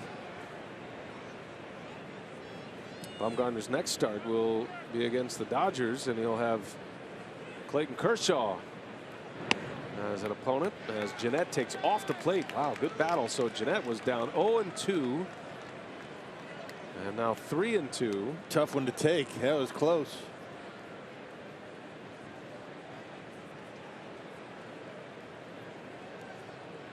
The payoff pitch. What an at bat for Janette. Very nice. Well, those are the kind of at bats that'll keep you in the lineup every day right there. Yep. I mean, patience with 2 strikes. That's a difficult thing to do. I mean, everybody can be, or a lot of guys can be patient until they have 2 strikes. Then panic sets in. Interesting here. Willie Peralta was shaking hands between innings, and the bullpen continues to be active, but Peralta will hit here in the 4th. Drop down a bunt. So not wanting to burn a position player this early in the game, perhaps Craig Counsell will have Peralta do that. Probably would have seen Colin Walsh up there had Janette not gotten on.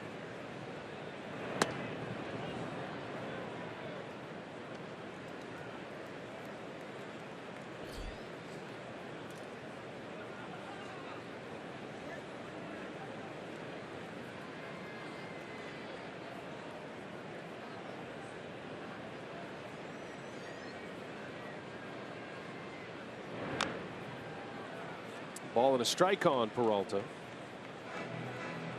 He was a strikeout victim his first and only at bat of the game. That was after the Janette homer. Pitcher batting 8th in Counsell's first opening day lineup. I'm sure that lineup card will go into a safe spot for Craig Counsell. So it'll be one that he'll have as a keepsake.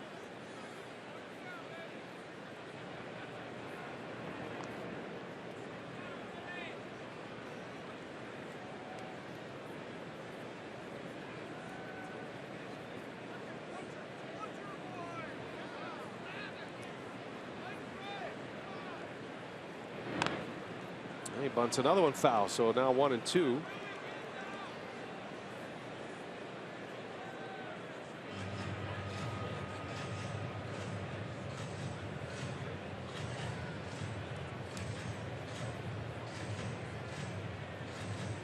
Willie's got his wife and son in the ballpark today. His first opening day start. Surrendering 5 runs on 6 hits. And that one's in the air. And is it on the ground? It is. And now Belt throws it away. That was almost a double play. It would have been an easy double play had Belt got it anywhere close to first base. Tough read for Janette as well, not knowing if the ball was on the ground or not. Had it caught in no man's land. Once it was caught, had to get back, and Brandon Belt just threw it away. So a break for the Brewers. Just barely able to grab it before it hits the ground, and there's Buster Posey telling him to throw it, and not even close.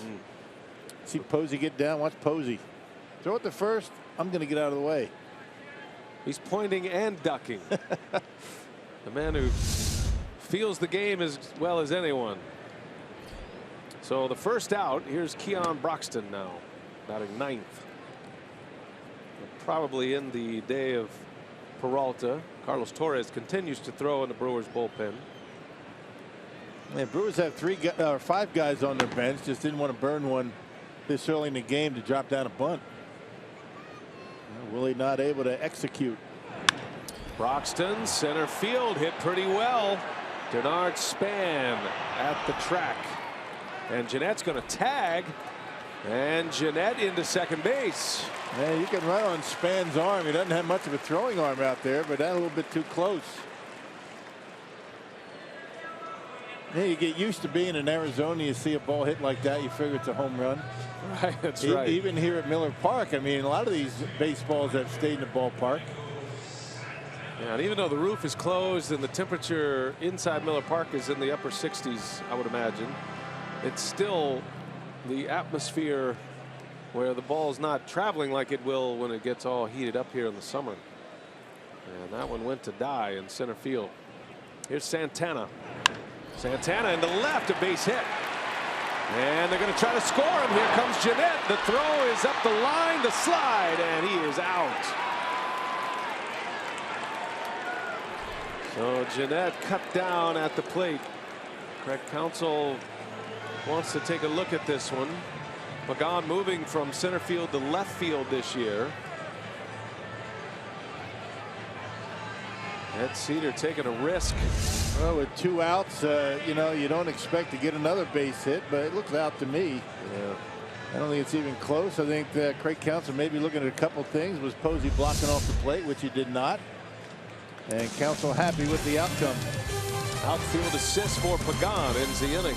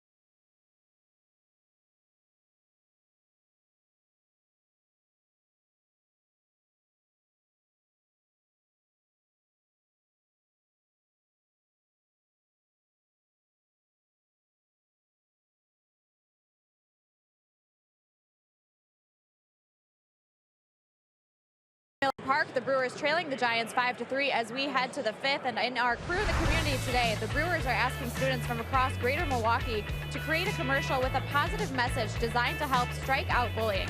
The winning entry will receive a grand prize, which includes a visit from Brewers players, as well as tickets, Brewers apparel, and transportation to a game at Miller Park. The contest will run until April 25th. So to submit an entry, get more information, you can visit brewers.com/beyondthediamond. And BA and Rock, we're always happy to support our friends at Brewers Community Foundation, Cecilia Gore and Katina Shaw, all the great work they do throughout the season. Yeah, they do terrific work. And they get the players engaged, and always fun to be around them as well. Carlos Torres will make his Brewers debut. And so interesting the way professional baseball works, Major League Baseball. And here's a guy who has not thrown a pitch in a Brewers uniform until today, opening day. Yeah, spent time with the White Sox, the Rockies, and 3 years with the Mets. Had 59 appearances last year with the New York Mets. A .468 earned run average. The Brewers feeling as though he's going to be a good addition to the bullpen. He can give you multiple innings. And another veteran down in that bullpen. You can't have enough of those guys. Spring training with the Braves this year. Torres was let go by Atlanta. And when Corey Knebel went down with an oblique injury, the Brewers had to quickly fill a hole. And Torres was available.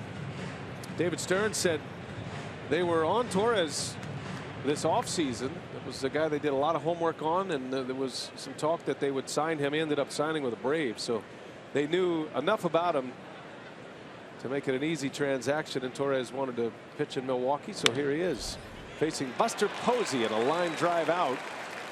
to start the 5th inning. Yeah, 2014 was a real good year for Carlos Torres. 73 appearances and a 3.06 earned run average, an 8-6 record. He didn't make a start. Had a couple of saves, a little bit of a down year last year. The day is over for Willie Peralta. 4 innings, gives up 5 runs, 4 earned. The difference in the game, the 2 bottom of the order walks, one to Madison Bumgarner, one to Pagan, both coming around to score. As good as the top of this order is, or at least the first 8, you got to be able to control the bottom of the order. That's with any lineup, but particularly this one. There was an error in that mix as well that led to a run. Pence reached on an error back in the 2nd inning, and a wild swing. 1-2 the count. The extremely unorthodox Hunter Pence. Even the way he dresses, right? Pant legs above the knees. They're shorts. More like knickers. Ooh, good pitch, just missed. Pence struck out on a slider down and away last time. As only Pence can do it.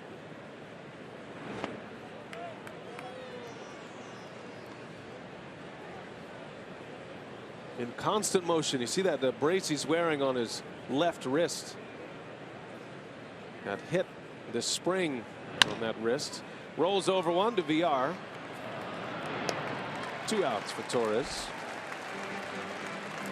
Rock, our first Carsoup.com trivia question of the year. I know you've been studying up all winter long. Who was the first U.S. president to throw a ceremonial first pitch on opening day? Nice. Of all time, we're talking, not just Miller Park. Right, we're talking all time. Good question. Thanks to Carsoup. Do you know it? I do know it.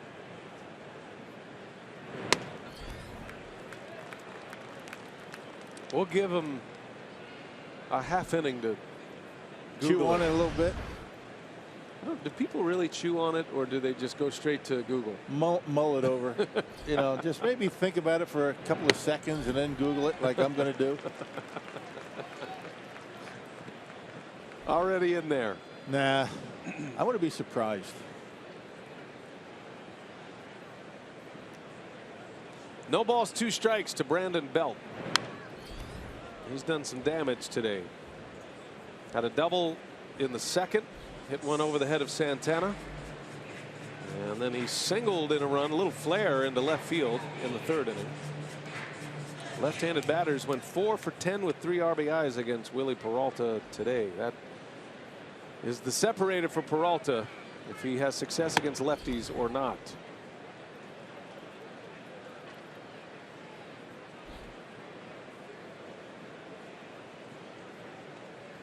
.33-year-old Carlos Torres spent the last 3 years with the Mets.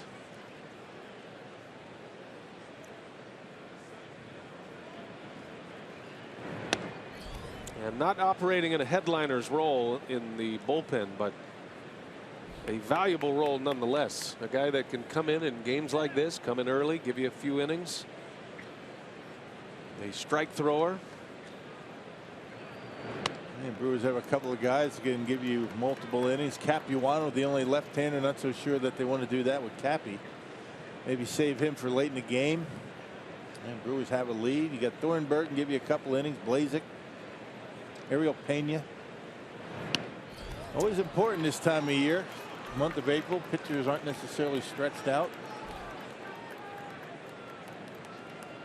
Well, the Brewers bullpen was operating along as maybe a little stealthy secret bullpen that was going to have success with a lot of velocity, but then Smith is injured. Corey Knebel goes down with the oblique. Zach Jones, a Rule 5 guy that they like a lot, and a hard thrower. And Nolan had a chance to make the ball club, a left-hander. Yeah, Nolan, left-hander from the Oakland A's. Yeah. Zach Jones only pitched once in spring training. And going into spring training, Barrios had a very good shot at making the club. A lot to deal with early in the season. Torres now falling behind Matt Duffy after walking Brandon Belt. He's a pro. He's been around. He's seen this game from a lot of different angles. Not just Major League Baseball, but all the places he's been. This has got to be one of the more unusual experiences for him, though. He just met his teammates. There was no formal workout yesterday. So he's just arrived to the ball club, signed. And his first day on the job, he's in the game on opening day in front of a packed house. Yeah, back in the big leagues, it's all that matters. 2 balls and a strike.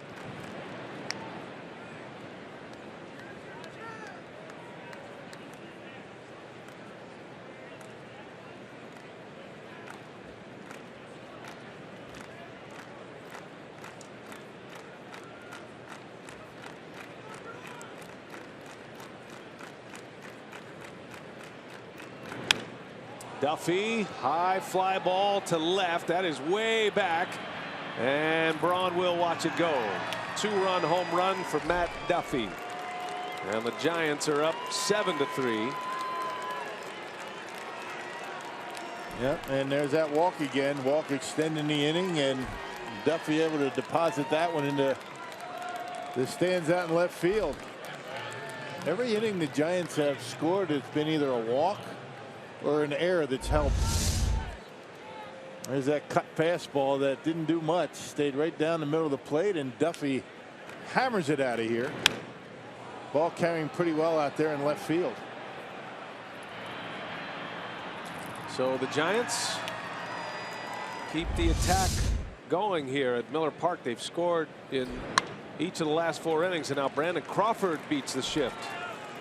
Drives one through the infield. And a 2-out hit for Crawford, his first hit of the day.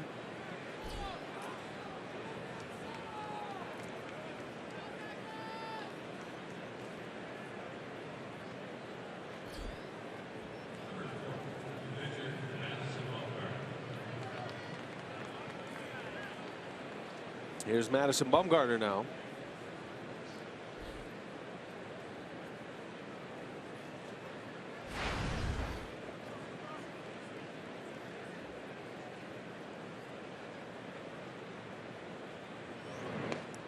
Bumgarner has not been his normal dominant self on the mound, but he was able to get himself out of a big jam in the first inning, inducing a double play ball from Aaron Hill with the bases loaded and 1 out. That ended the inning. Bumgarner walked 3 in that inning. You rarely see that. Yeah, it's only the 3rd time in his career he's had 3 walks in an inning. I'm amazed that it's been 3 times. The kind of control that he has.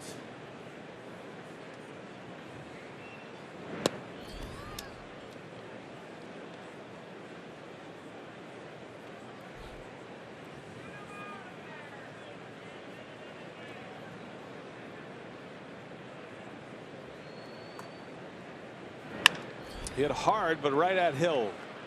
He'll go the easy way to end the inning. But the Giants strike again. Matt Duffy, a 2-run homer, and it's 7-3 San Francisco.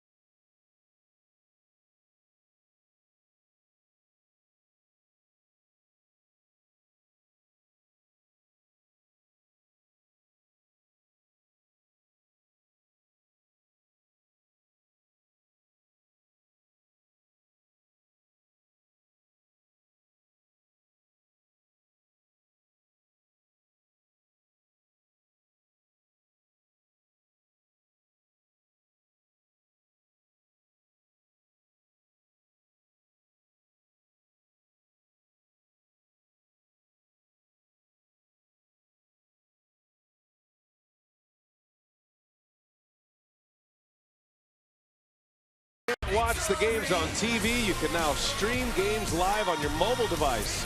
Just go to your app store, download the free Fox Sports Go app, log in, stream the Brewers wherever you go. It's a great tool.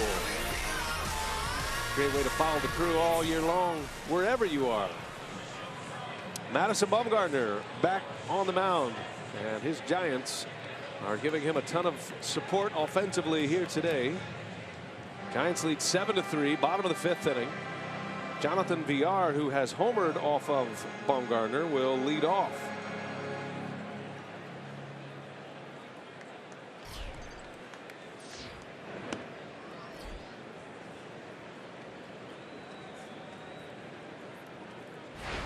Villar has walked, and a solo home run to left.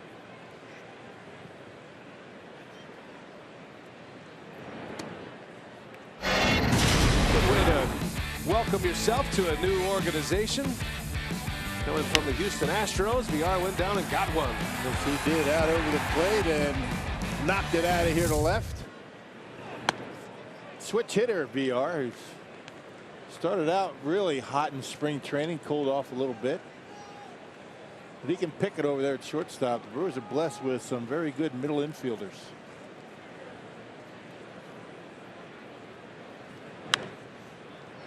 And a little pop-up. That's going to drift in to the seats on a bounce. Over there in Sophia territory.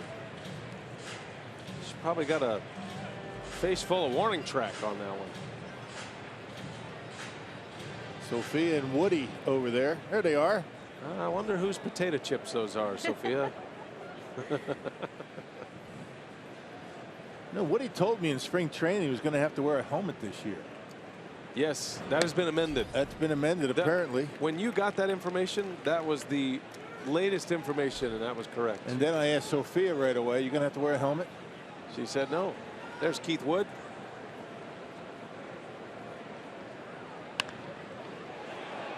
I would imagine Sophia wouldn't mind wearing a helmet down there, would she? I think she'd pull it off well, like she does everything else. Any helmets down there you could bling up, Sophia? Well, we did ask Joe Crawford before the game because he asked the same question. He said, "Why aren't you guys wearing the helmets?" And he couldn't come up with any for us. So maybe tomorrow for game 2, we'll save that look. I guess they wouldn't prevent you from wearing a helmet. Safety first. Right. 3-2 pitch, and Villar is down on strikes. So out number 1, Bumgarner picks up his 4th. That'll bring up Ryan Braun. Well, last year Ryan Braun hit 25 to lead the Powerball home run leaderboard. Those players who finished the season with the Brewers. And Braun taking over as the franchise leader in home runs, surpassing Robin Yount. That was a memorable evening here in Milwaukee.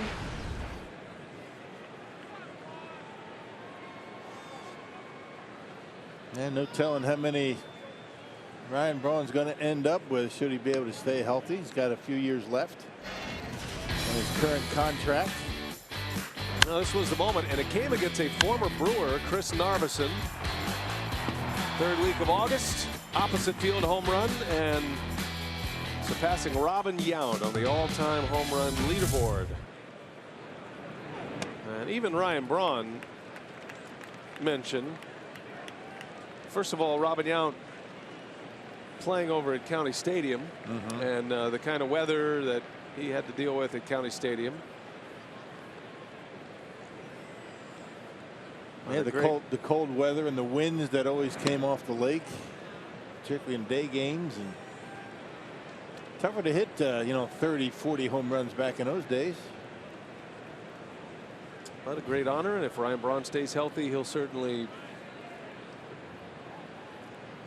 get into the 300s, maybe even the 400s before it's all said and done. All depends on how his body holds up as he enters the 30s.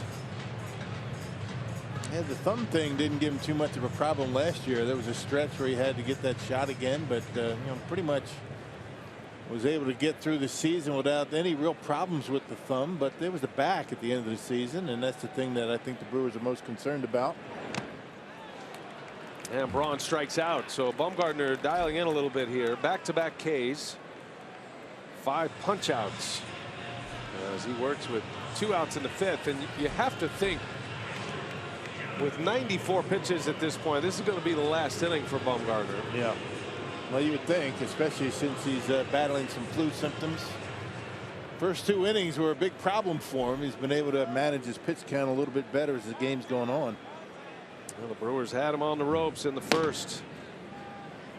Bullpen activity. Lucroy takes a strike.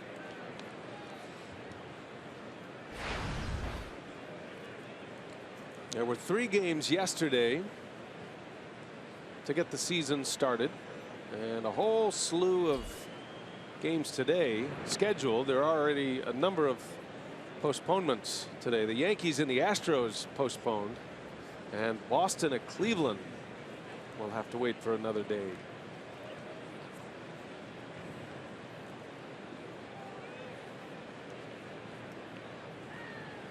Our game here, the first to get started.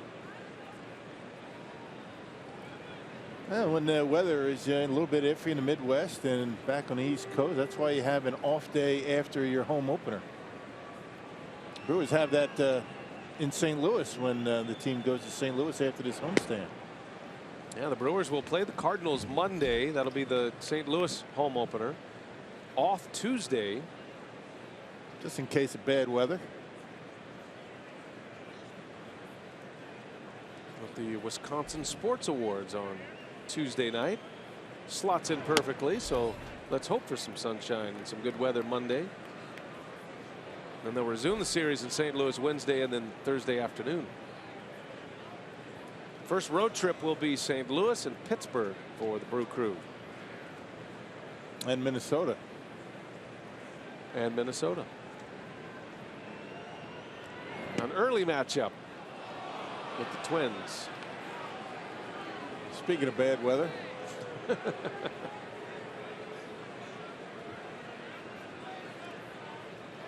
Twins are actually in a rain delay in Baltimore right now.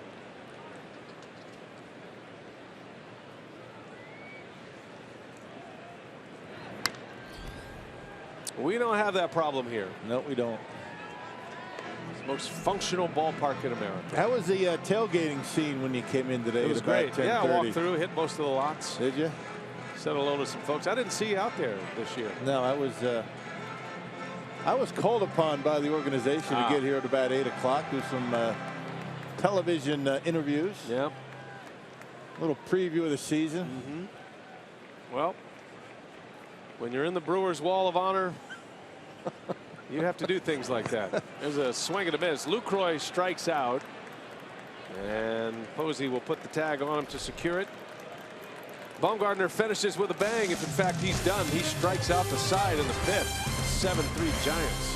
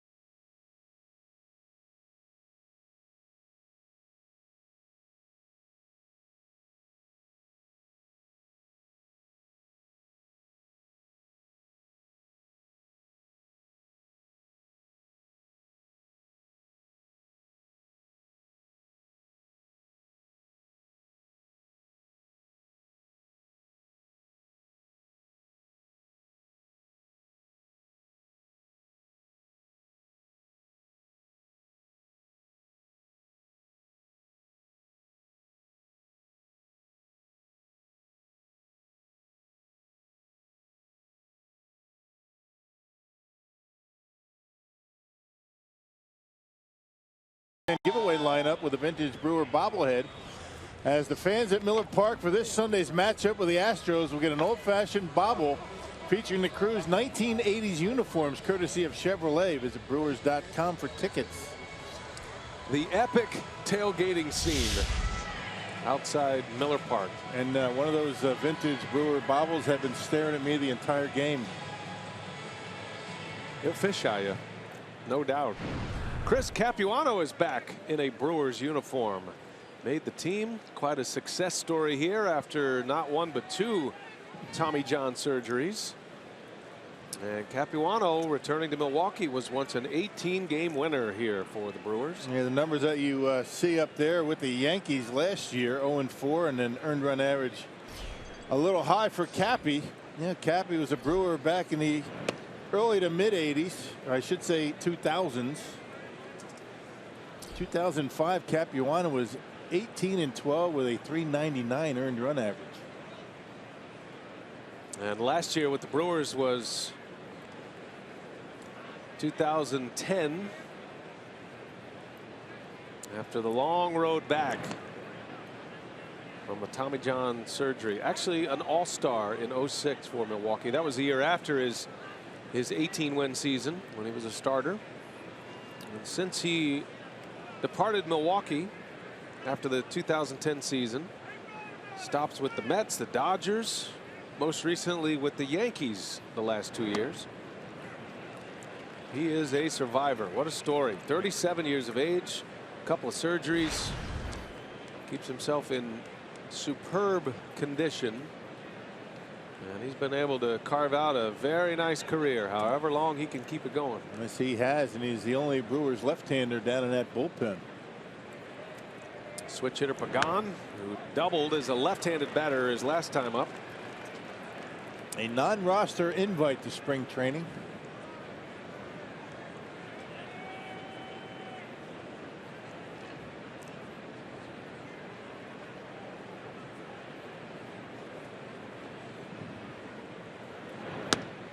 Got him. Gave him a hook, and Pagan is down on strikes. Very good command and a very strong arsenal of off-speed pitches. And you see Capuano with a slider, the backdoor variety, catching the outside corner. Pagan caught looking. He's got a terrific changeup. He's got two changeups, one that goes in on a right-handed batter and another one that goes away from a right-handed hitter. He can manipulate that changeup and make it move any way he wants. He's got to keep it down, though. Keep the baseball down. That's a good slider. Back in the old days, they had really creative names for those pitches. The upshoot, the fadeaway, in-shoot, out-shoot, the rise ball. We should bring that back. There's a rise ball there that misses. The speed ball.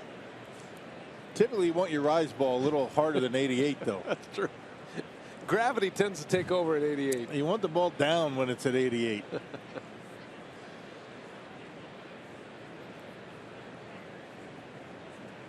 Ball and a strike on Span, and Capuano misses. Capuano can start for you if you need him to. He's filled that role over the last few years. He's typically making teams now as a reliever, and then he'll get that occasional spot start. Span waves out for one, pop up into shallow left. That's Braun who calls, and Capuano has retired the first two. He's fully bearded now. He used to be the clean shaven, had the great setup. Chris Capuano, the stylish lefty from Duke. And he put together some terrific years for the Brewers, and his best year to date still that 2005 season. Yep, handles the bat pretty well back in the old days. Not so sure how many at-bats he's going to get these days, but that was a terrific year for him. An 18-game winner.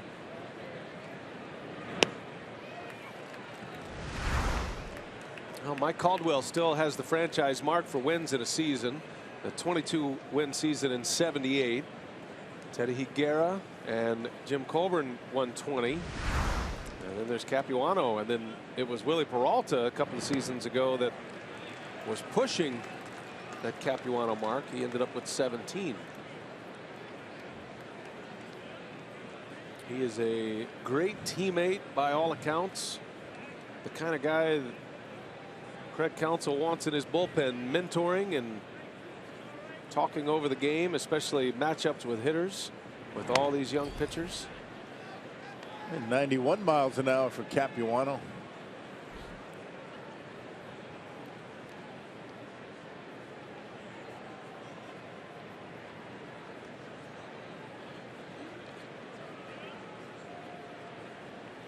One ball, two strikes. Joe Panik, who is 0 for 3 today, and make it 0 for 4 as Janette will take care of it. Capuano with a 3-up, 3-down inning. Looks like something there got him on the neck, bothered him a little bit. We'll keep an eye on it.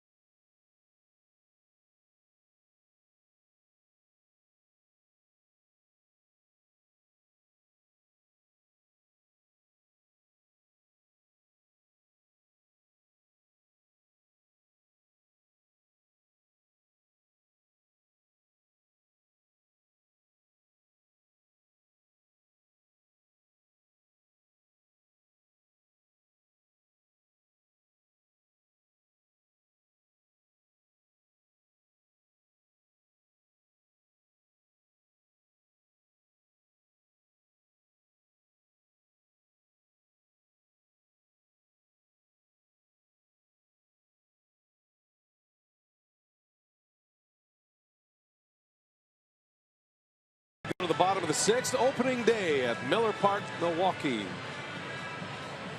And Madison Bumgarner is done for the day.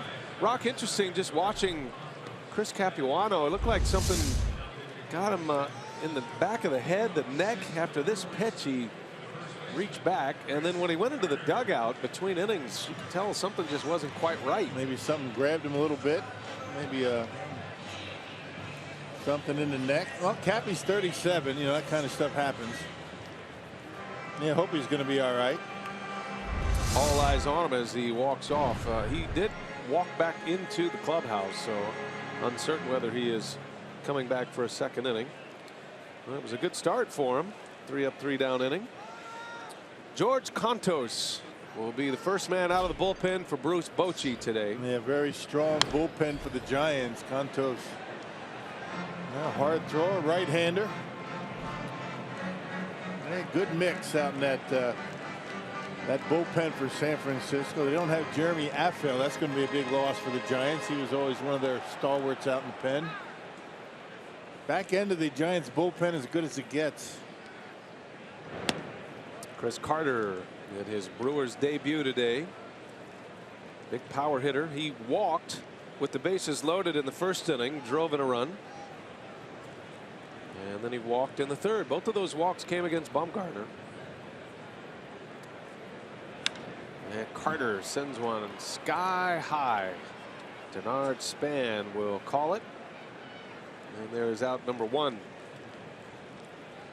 Brewers had a promising start, trying to get it going a little bit offensively.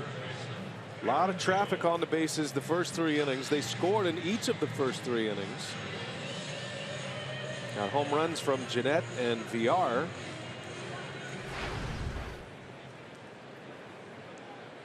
I had a man thrown out at home plate in the 4th inning to end the 4th. And then it was a 3 up, 3 down with 3 strikeouts for Bumgarner in the 5th. Aaron Hill takes a strike.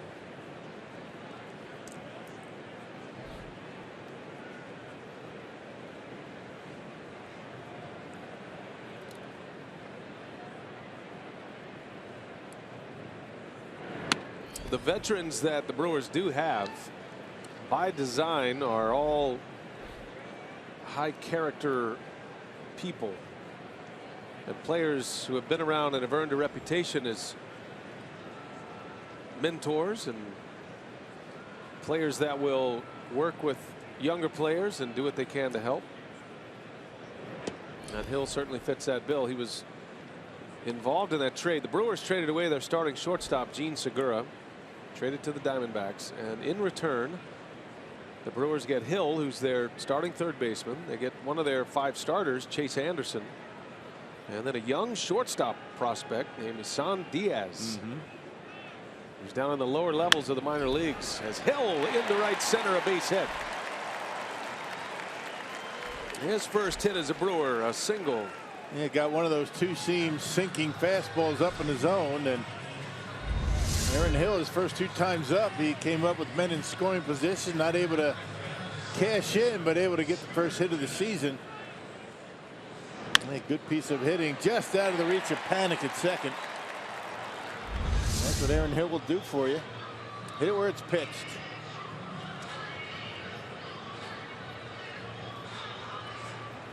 And now Scooter Janette.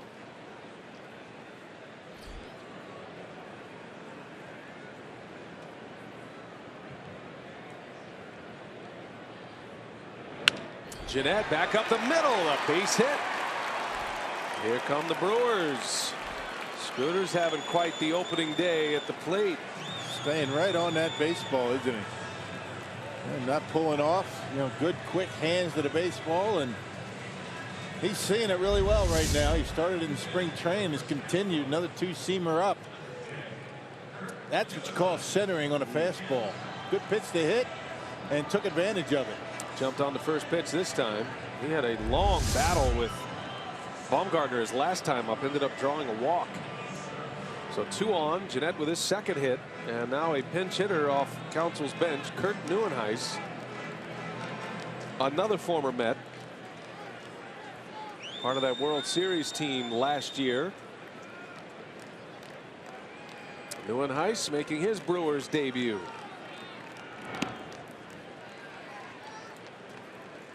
A guy that's going to see a lot of activity out in center field, you would think, against right-handed pitching.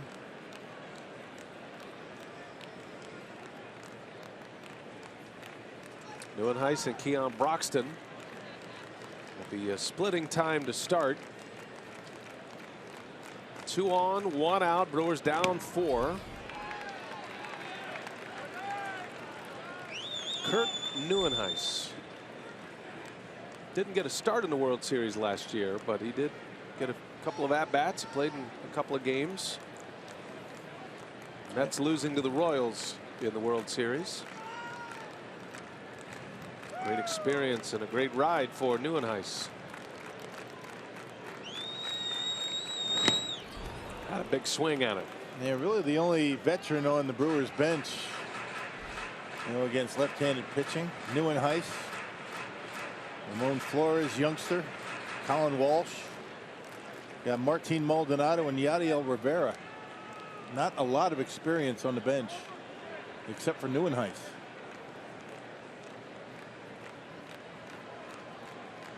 Now Neuenhuis the lefty, Broxton the right-hander in that center field platoon. There's a strike. 2-2. Neuenhuis is not known as a home run hitter, but he had a great home run day last year. July 12th of 2015, hit 3 home runs in a game against the Diamondbacks, and he did it at Citi Field. First time ever there had been 3 home runs in a game by a Met at Citi Field. That ballpark opened in '09. And that's in there. Backdoor breaking ball. Neuenhuis down on strikes. Out number 2. Yeah, a couple of breaking balls back to back. He doubled up on the slider. And Neuenhuis, yeah, looking for the fastball. Here it is again. And you see the rotation and getting plenty of home plate. Buster Posey framing it there nicely for Brian Gorman. Outer half.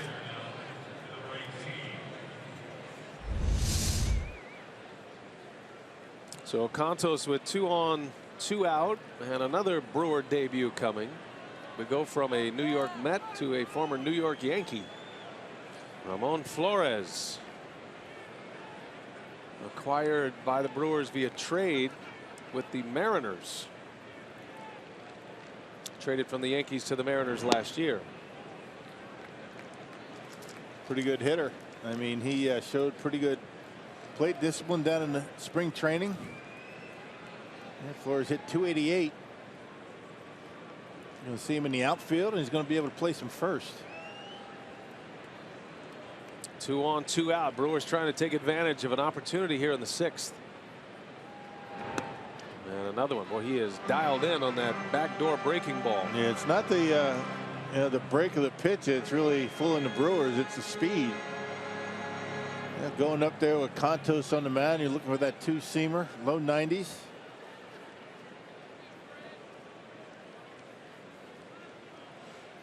Contos relieving Bumgarner. Bumgarner goes 5. 3 earned runs, in line for the win.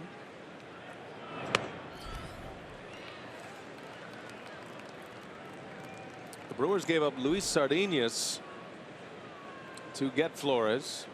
Again, trading from a position of strength, the shortstop position, needing an outfielder, a versatile piece. As Rock mentioned, Flores can play all 3 outfield spots, and he can play first base. Spent a lot of time working at first base this spring. Big spot for him. 3-1.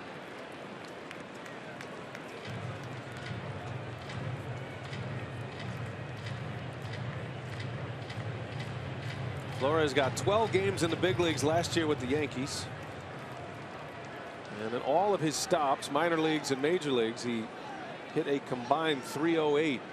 He's a good hitter, and that's why he's on the club for spots just like this.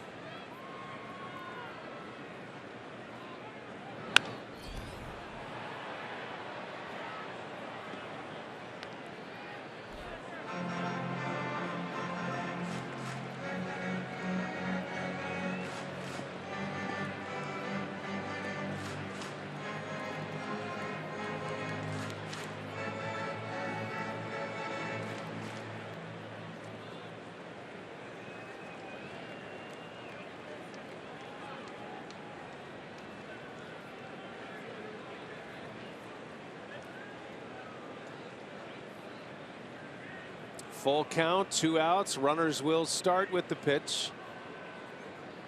And Contos with the inside move to keep him honest.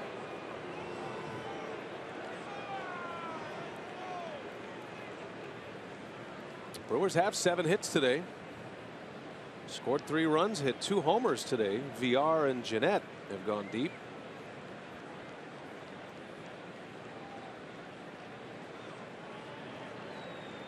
Runners will be on the move. There they go. And Flores, a little flare. Long run Duffy, and he's got it to end the inning. So the Brewers strand a pair on 2 hits. Contos a scoreless 6th inning. 7-3 San Francisco. We go to the 7th.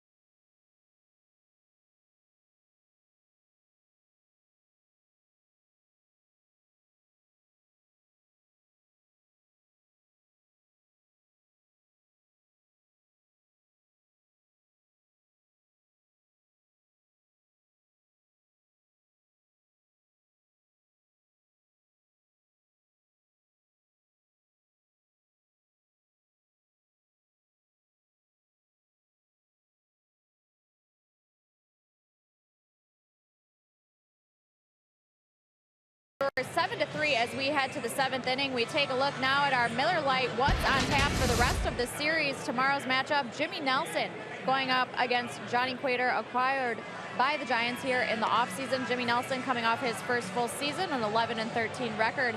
And when Craig Counsell addressed the media this morning, he said that there was some question as to whether Matt Garza would be able to make his scheduled start on Wednesday. Garza had left his final exhibition start on Friday with stiffness in his right shoulder. So he said that Garza will be evaluated by team doctor, Dr. William Rosch, this afternoon. There will be news on Garza and his start after the game today, but he said, again, it would be doubtful, and so Taylor Youngman would likely slide over and make Garza start on Wednesday on normal rest. All right, Sophia, thanks. And there's Taylor Youngman talking to Chase Anderson. Ramon Flores will stay in to play center field. And the Brewers have a new pitcher, Ariel Pena, on an opening day roster for the first time in his career. Pena will get the 7th, 7-3 San Francisco as Buster Posey leads off. Yeah, it came down to Ariel Pena or Tyler Cravey at the end of spring training, so I guess the Brewers figured they'd rather go with the power pitcher, the power right arm, as opposed to the finesse pitcher in Cravey. Pena made some starts for the Brewers last year and did pretty well. Made his major league debut in September of last year.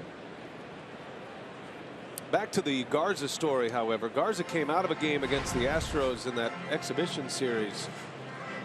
Just said he felt a little tightness in the shoulder.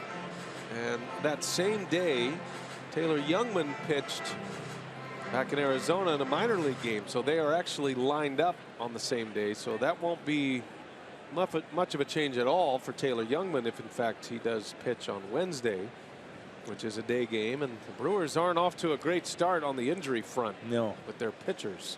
I mean, some key guys, not available on the disabled list at this point. Talked about the two guys in the bullpen, Knebel and Will Smith,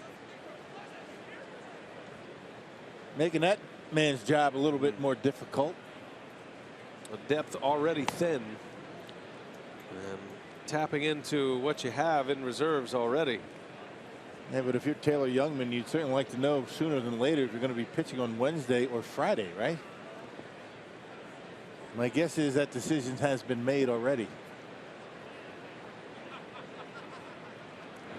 We're all on a need-to-know basis, and he probably needs to know before we do, as Posey draws the walk.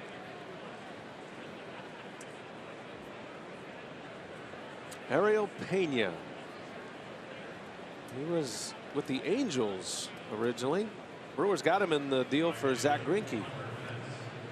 Pena and Gene Segura and Johnny Helwig were the three players the Brewers got for Greinke that year, 2012. Yeah, worked strictly out of the bullpen for Colorado Springs last year until the end of the year, where he made 7 starts to get ready for his opportunity in Milwaukee in September. Yep, a 2-1 record in 5 starts, 6 appearances overall for Pena. A year ago,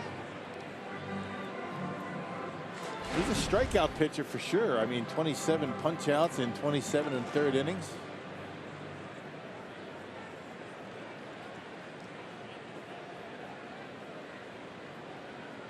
Posey at first, Pence at the plate. Pence is 0 for 3. Look out. Up and in.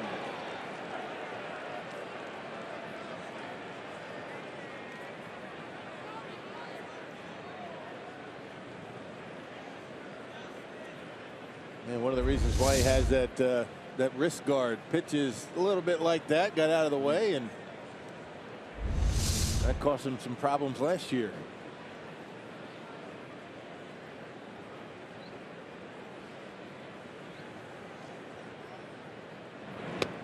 And a wave and a miss. Basically, fastball slider for Ariel Pena. He was working on a curveball and a changeup, last year. That's why the Brewers prefer at this point to work him out of the bullpen. He's got 2 pretty good pitches. Need that third one to be a starter. On the ground, Hill's got it to second for 1. The turn in time. Double play. The Brewers go around the horn. Aaron Hill has been tight defensively here this afternoon. That Pence hit that one right on the nose, but right at Hill at third. Couple of hops, and once it's in his glove, the Brewers turn an easy double play.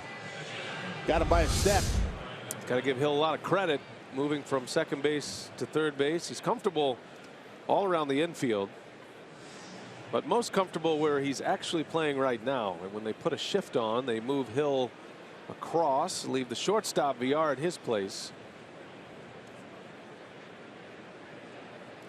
Brandon Belt, who is flawless at the plate today. A double, a single, and an RBI, and a walk, and he scored twice.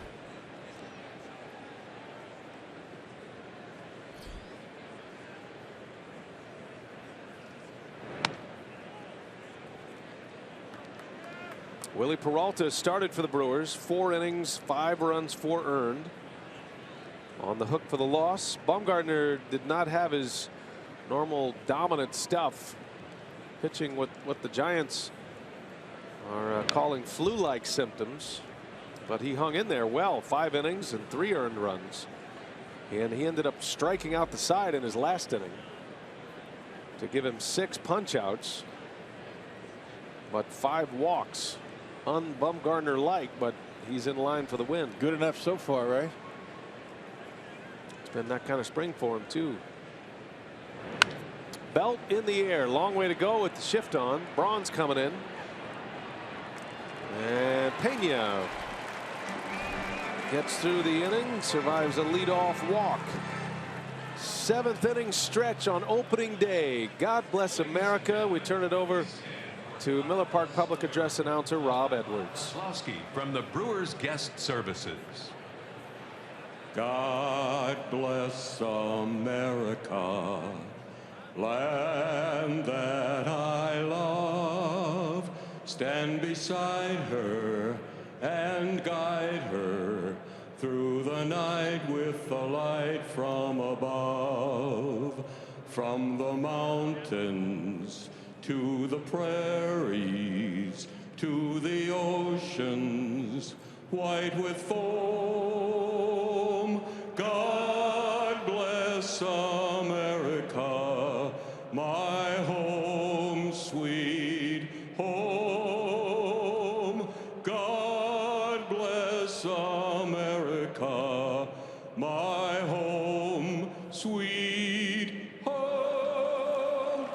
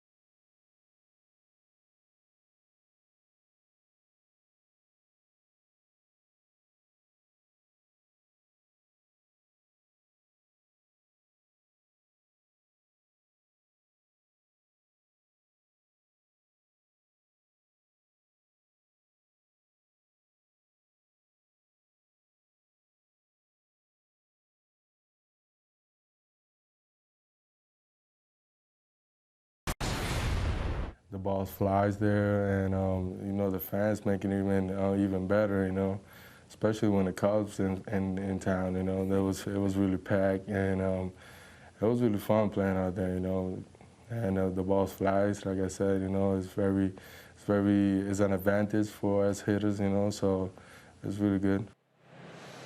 Domingo Santana, he is so looking forward to a full season with the Brewers this year. And beginning the season as the leadoff hitter for the Crew. New pitcher is Corey Guerin. As Bruce Bochy runs through his bullpen today, he is following George Contos. Bumgarner went 5. Contos working a scoreless 6th inning, and now Guerin here for the 7th. Yeah, 6'3", 200 pounds. He spent a little bit of time last year with the Giants. He has 7 appearances, and most of his career, when he hasn't been injured, has been spent with the Atlanta Braves. Kind of a herky-jerky, high 3/4 arm angle right-hander. Santana with a couple of hits. Guerin is the modern version of Al Raboski. He's got some of the mad Hungarian in him. And short arm, and it's going to get some sink on his fastball. Mad Hungarian. The facial expressions. He's got a little Mike Fetters, maybe. Yeah, that's a good one. Yeah. Mike Fetters. The Bulldog. Slings it in. Santana is late, and Brandon Belt is there to make the catch. Nice play by the Giant first baseman. Santana retired, 2 for 4 today. Yeah, we talked about this defense for the Giants. Brendan Belt, one of those guys that very sure-handed, knows exactly where he is on the field, and feels for the railing there, and I'm going to haul it in. Woody all right over there? I think he's okay. At the plate, presented by Blaze Pizza. VR, the switch hitter. Jonathan hit a homer in the 3rd inning off of Bumgarner. Has a walk, a home run, and a strikeout.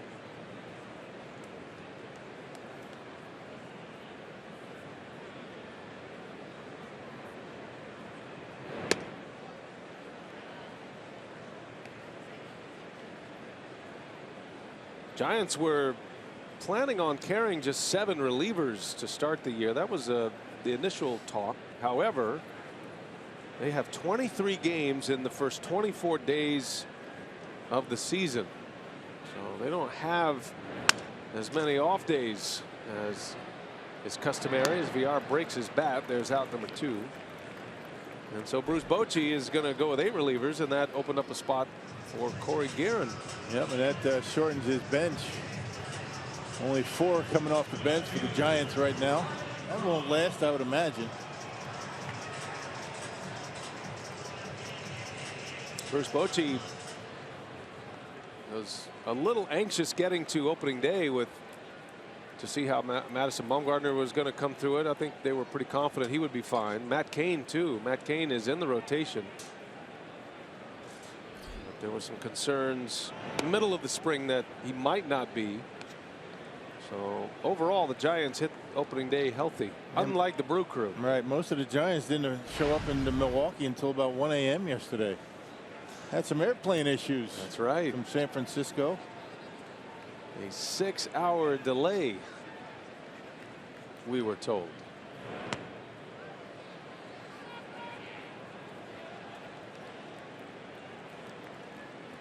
Now, the way I understand it, because of the length of the delay, they actually chartered a smaller plane to bring some of the starters, including Madison Bumgarner here. Starting 9, right? So those guys didn't have to wait long. Preferred travel. I mean, big leaguers always travel first class. Right, but that's really first class. That's like, you know, the separation of the first classers. That's network guy travel. Not hardly. I always wondered about a team. Guys don't particularly like being split up from their team. Right, yeah, that's kind of unusual. Opening day, everybody split up. You're right. That's the thing that Bochy disliked about it the most, the fact that his whole team couldn't get to Milwaukee together.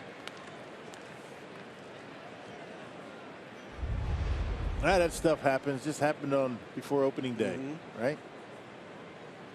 Yeah, when a big league team has travel problems, they just pick up the phone and hire a private jet to take as many as they can. The other half. Braun on the ground to third. Duffy, slick fielder, makes a play to end the inning, and Corey Guerin with a nice 1-2-3 inning for the Giants. We go to the 8th, 7-3 San Francisco.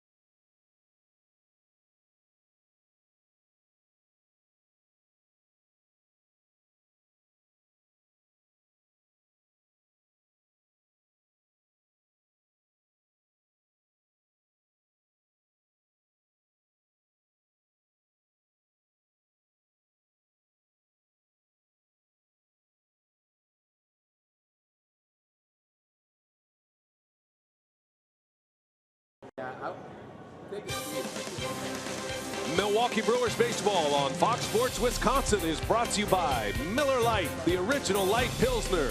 Cheers, it's Miller time. And by the Wisconsin Lottery, reminding you to please play responsibly. Hey, four-of-a-kind in Sheboygan is today's time of the game winner. Opening day, you should be able to get more than 40s, right, for opening day? But you're not gonna.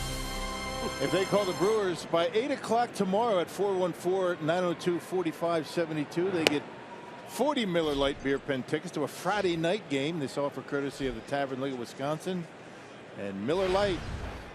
Now it has been 24 hours, but it's 8 a.m. So make a note. Wow, there's a lot of fine print this year on the Tavern of the Game. There's another nice play by Hill, and he retires Matt Duffy, who's been the offensive star for the Giants today. Duffy's driven in 4 runs today, but Hill takes a hit away from him. Hill's had a spectacular game at third base. See the way he gets down, tries to get those eyes to the level of the bounce and able to handle it nicely. Get up and make the play, and now he's got to run over to play up the middle on the shift.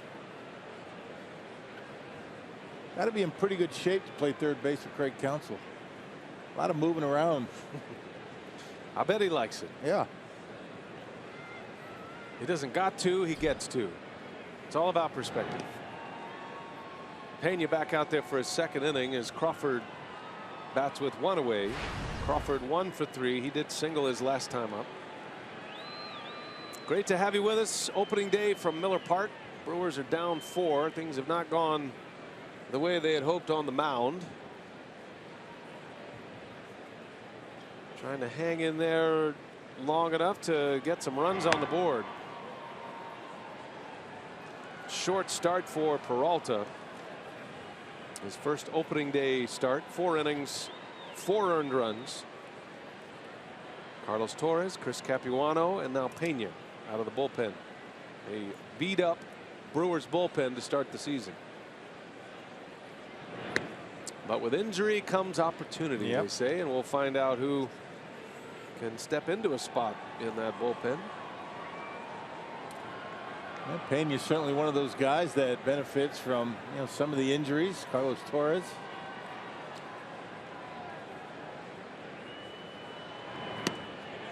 And pretty good fastball is right on the outside corner.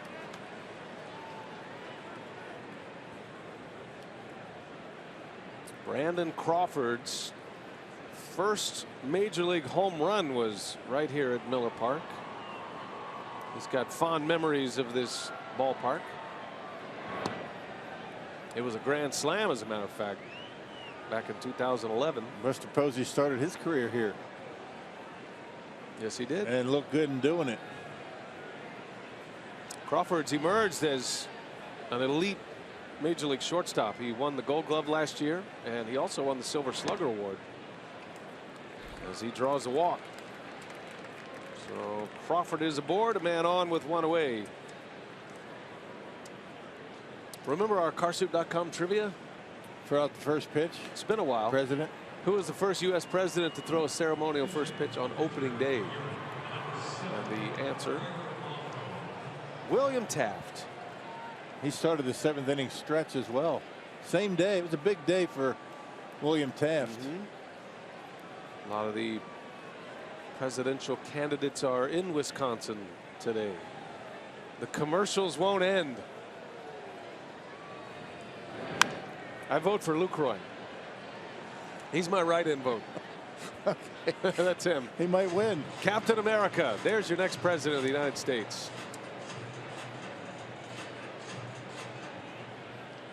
Been crazy, hasn't it? Yes, it has. Yes, it has. My phone's ringing. Off the hook. Every commercial.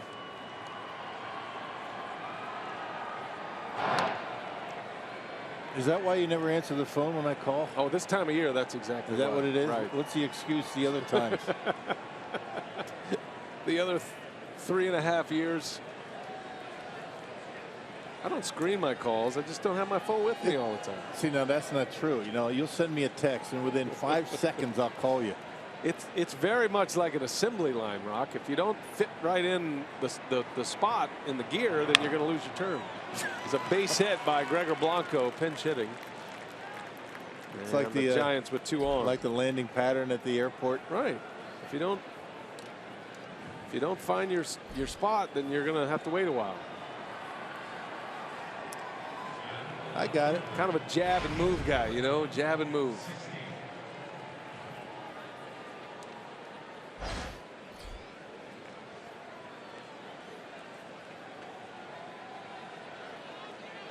We actually got some fellowship together this offseason. We spent a lot of time together. I actually was invited to your house. Yeah, that's a first. Finally just decided the house is destroyed enough where you're not going to do any further damage to it. Is that what it is? Rock sustained an injury at my house this offseason. I did. Hurt the back. How'd you do that? I was helping you lugging furniture around your house. Is that right? Yeah. I don't remember it that way. I feel like you picked up a ping pong ball is how you hurt your back. Reaching down too quickly for a ping pong ball. They are heavy It's these kind of days. embarrassing to say that. Couldn't you just leave it at, you know, moving furniture? I did enlist, I got to be honest, Speaking of presidents, a couple of broadcasters to cannot tell a lie. help me move furniture. Jeff Levering, who's Strong. making his #2 debut today as Bob Uecker's partner. He actually came over and moved some furniture. What a guy. Yeah. Strong back young man. And we congratulate Jeff Levering. They're working with Ueck. Enthralled in a conversation and doing exactly what a Uecker partner should do. Say nothing. Stand down. Perfect, Jeff. You're doing a great job. And we welcome Lane Grendel to the broadcast team as well. Lane's back on the back bench. It is his first day in the major leagues. Lane Grendel will be filling in for Bob Uecker on the road. He'll be working with Jeff. Lane was excited today. Down around the batting cage, kind of you know, feeling his way through. Happy to have Lane. He's a good guy. He and Jeff both, and they get to work at the left hand of the legend himself, Mr. Baseball, Bob Uecker, who is beginning his 46th season on the air with the Brewers. Amazing. And his 61st season in baseball. Yeah. There's Lane up top. sitting next to Kent Sommerfeld, who's hard at work engineering the show, texting all of his children. Finding out what he's having for dinner tonight. He's an amazing multitasker. He is. Kent Sommerfeld. He's been around a long time. Oh my gosh. I mean, I think he's got 31, right? Yeah, he's in 31. his 30s. Yep. 31 of Euchre's 46 years. Yep. That's a great team over there. We enjoy spending time with them. They don't let us in their booth. They're in a no TV policy over there. But we see them every now and then in the hallways. 0-2 pitch. Pagan doesn't bite on this one. Yeah, Tony Miliaccio, the Brewers clubhouse man. I think he's 35 plus years down there. Talking to Tony today, and another opening day.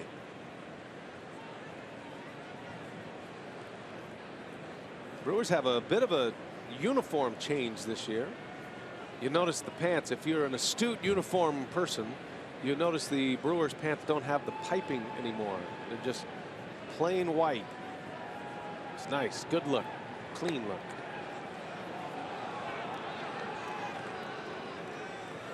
Yep, they'll be wearing those pants at every home game, except for when they have the ball and glove pants, the pinstripes. Pinstripe uniforms.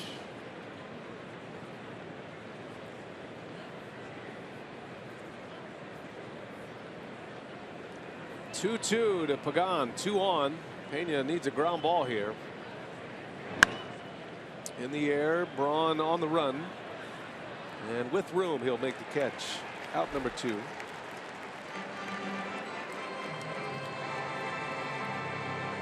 It's always a thrill to have the Giants in town, and some of our favorites around the Major League circuit. They're broadcasters. The Wisconsin native, Dwayne Kuiper, working with Mike Krukow. Dwayne and his brother Jeff. Jeff's the producer for the Giants. And there's Kuip on the right, and Mike Krukow always with a ball in his hand, the former big league pitcher. Good guys, real good at what they do. Talking to Dwayne about this kind of weather, and he goes, yeah, this was what it was like playing high school ball when I was growing up near Racine. Because we get our 5 games a year of high school baseball in and call it a season. Yeah. You got the oil drum with the fire on deck circle. I did that when growing up in Jersey.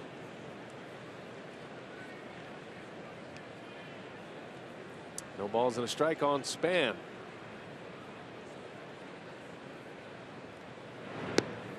There's a good pitch. 0-2 the count. Yeah, Dwayne a little upset today at the plane problems that they had cost them a trip home yesterday. Yeah, they didn't get in till I think about 11 o'clock. You always know when Dwayne Kuiper is in town because there's a whole booth full of Kringles. Racine Kringles. He must know somebody over there. Stacked to the ceiling of Kringles.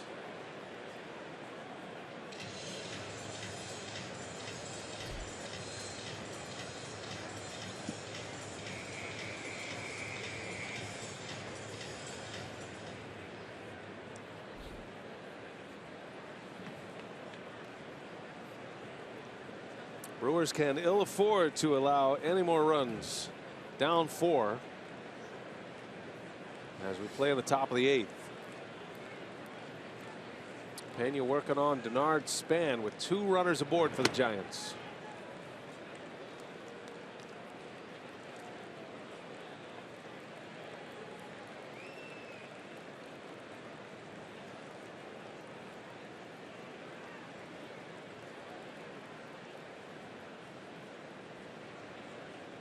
Crawford at second.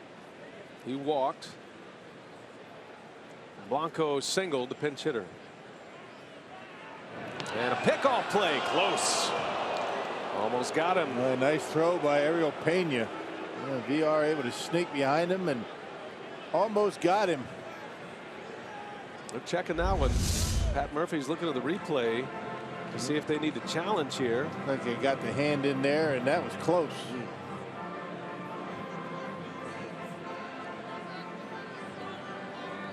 Spin and fire and a strike. But it did look like Crawford got his hand back.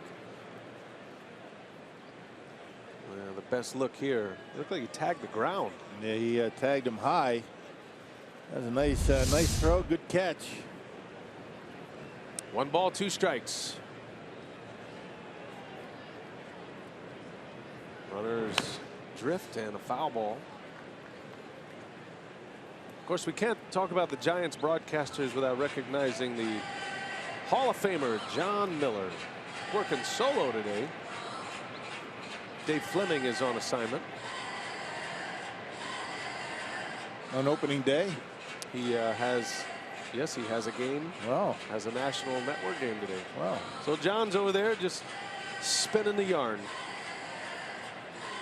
John Miller was reminiscing about an opening day experience he had here in 1980. He said his first day on the job with the Red Sox. Sixto Lizcano hit a grand slam for the Brewers that day. And Craig Counsell was remembering the same opening day. John Miller was here for that. Yep.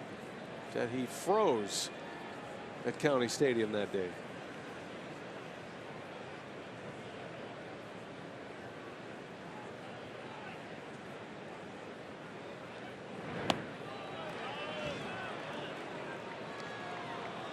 And John was reminiscing that Lizcano hit the grand slam to win the game. The next day, the first inning, the Brewers had a grand slam. And then the second inning of the next game, they had a grand slam. Wow. 3 consecutive innings against Boston that year. The Brewers had grand slams. Great memory, John Miller. He's one of the best, isn't he? I never knew that story. Of course, he could have been making the whole thing up. I don't know. Pena misses high. See, you can't do that anymore. I mean, people look stuff up like instantaneously and they call you out. And then he started telling a story about Carlton Fisk and how Carlton wasn't playing and he was injured, and then he kind of lost me at that point. He's a big fan of the bratwurst here. John is? Oh, yeah. I think John's a fan of most of the local cuisine around all of the major league parks. Full count, runners go. Span, deep right field, way back and gone. A home run. And the Giants pouring it on now. 3-run home run for Span with 2 outs and 2 strikes. And it is 10-3 San Francisco.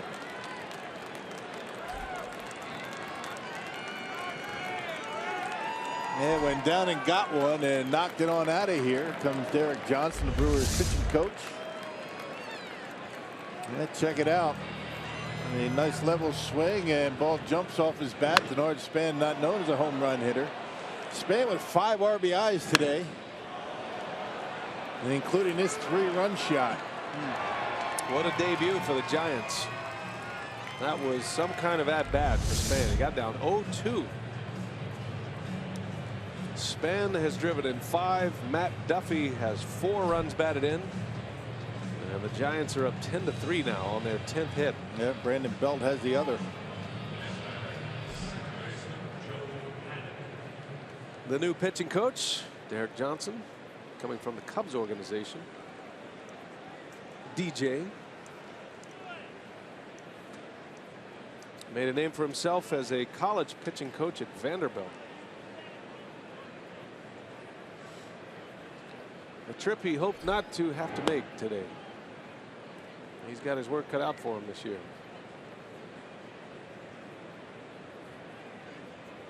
Now the pitchers on this Brewers roster have glowing reports on Derek Johnson, the way he's able to talk a little bit differently about pitching, getting into the mindset as opposed to just mechanics. And he says he thinks out of the box with each and every one of them. Not the same message to each one of the pitchers, and kind of gets in their head a little bit in a way that they're not accustomed to, which is always a good thing. High fly ball right field. That's way back. Joe Panik is going to send one out of here into the Lowe's level. And it is 11-3 San Francisco as Joe Panik gets into the act.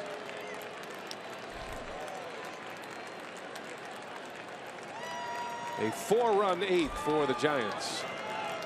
Ariel Pena strike away from getting out of this inning with no runs on the board, and now he's given up 4. Denard Span 0-2. Span able to come back in the count, hit a 3-run shot. Now Panik hits one. And now it's Posey with 2 away. And he launches. That's way back. Buster Posey sends one out. Back-to-back-to-back home runs off Pena. 12-3 San Francisco. Posey's first home run of the year.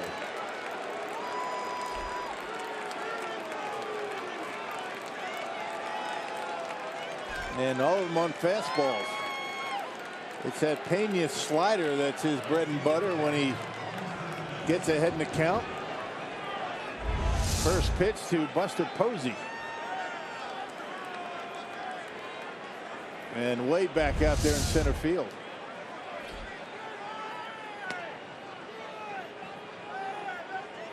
A baseball got loose. No pitch there. Baseball got loose from the bullpen. Or perhaps somebody threw that baseball back. That was a blast by Posey. That had some heat on it. Span, Panik, and Posey all homer.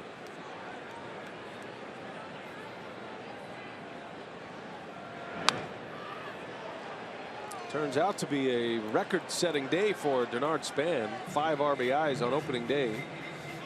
Last Giant to do that was Barry Bonds. 2002. Yeah, a while ago, huh? April 2nd, 2002. Barry Bonds now the hitting coach with the Marlins. Base hit.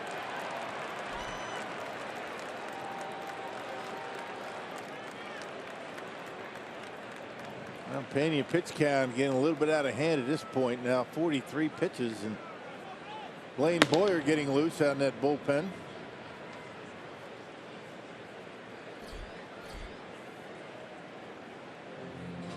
And you got to wonder how long Craig's going to stick with Pena at this point. Had a good 7th inning.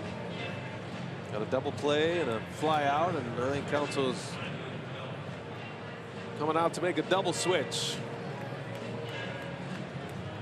Giants are spoiling the parade today on opening day. A 5-run inning with back-to-back-to-back homers. And we'll have a change. Tough day for Pena. We'll take a timeout. We'll set up the new pitcher, set up the changes after this.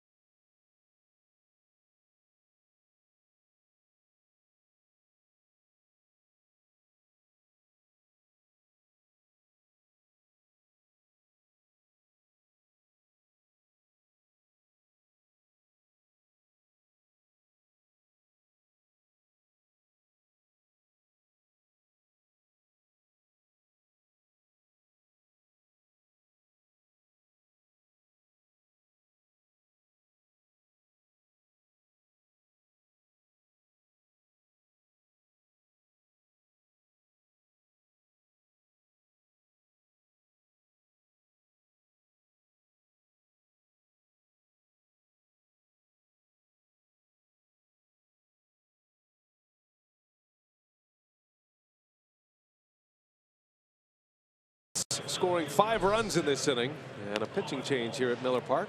Hey, a reminder that this week only, T-Mobile customers can get a free season-long subscription to MLB.TV Premium. Go to T-Mobile.com/MLB, sign up now, and catch every moment of America's fastest-growing LTE network. So a day to forget for the Brewers, but for this guy, it's going to be one to remember. His Major League debut, Colin Walsh will enter the game in left field on the double switch. Ryan Braun is out. Blaine Boyer is on the mound. Yeah, non-roster invite, to spring training. Made the ball club, obviously, and last year with the Twins, pretty good numbers for Boyer. 68 appearances and a .245 earned run average.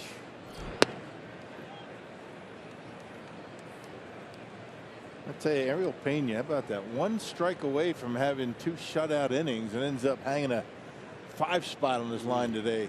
Just couldn't shake Denard Span. No, he couldn't. Had him 0-2. And since that point, 5 runs are in. Little flare, and that will fall fair. And so that's going to end up as a double for Brandon Belt, who has 3 hits and a walk today, as the Giants bat around in this 8th inning.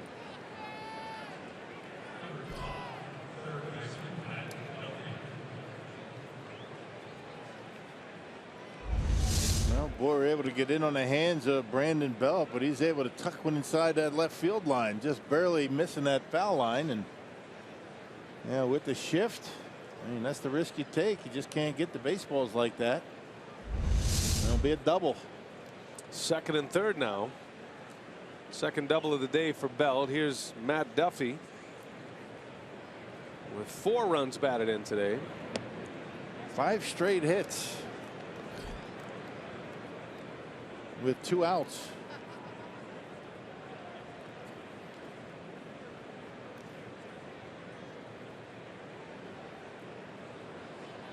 Giants haven't hit back-to-back homers, 3 consecutive homers since '06. Barry Bonds was in the middle of that grouping.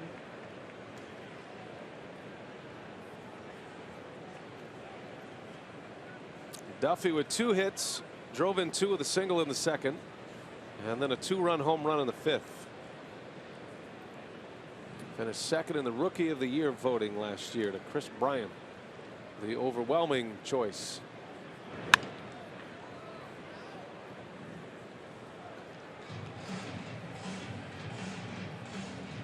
Cubbies lost yesterday. Cardinals lost yesterday. Pirates beat the Cardinals yesterday. Right. So the Brewers started the day a half game back.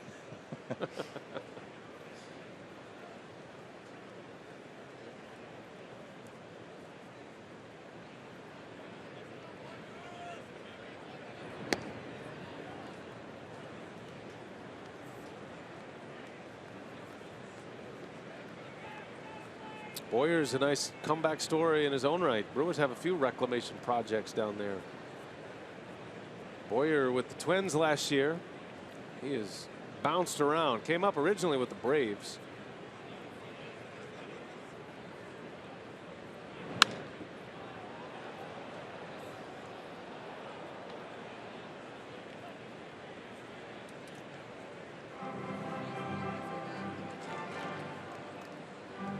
Boyer and Capuano, the 2 non-roster invitees to make the team out of spring training.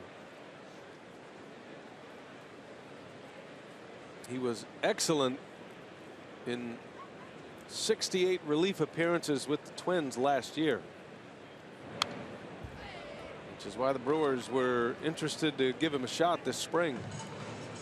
Great numbers, and a .249 in 68 appearance. Couldn't find a big league job. He got invited by the Brewers to spring training and made the ball club.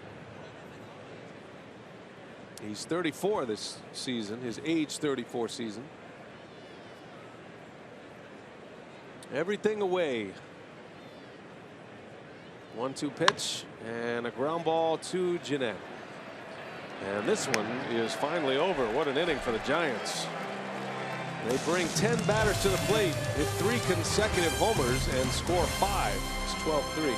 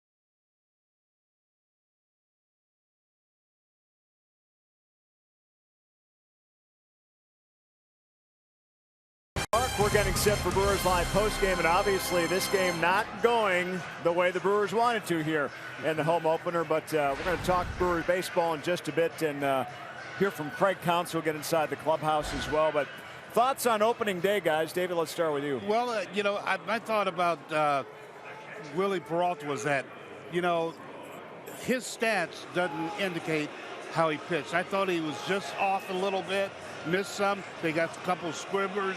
I just thought he pitched better than what the stats show. How about Madison Bumgarner? Well, I'll tell you what, they came in, he had the flu-like symptoms, but you got to give him credit. Here's a guy, 2014 World Series MVP, a veteran, started 3 opening days before, went out there and did what he does best, and that's throw strikes. Brewers had opportunities, but couldn't take advantage. Yeah, Madison Bumgarner battling the flu along the way. Today, guts out 5.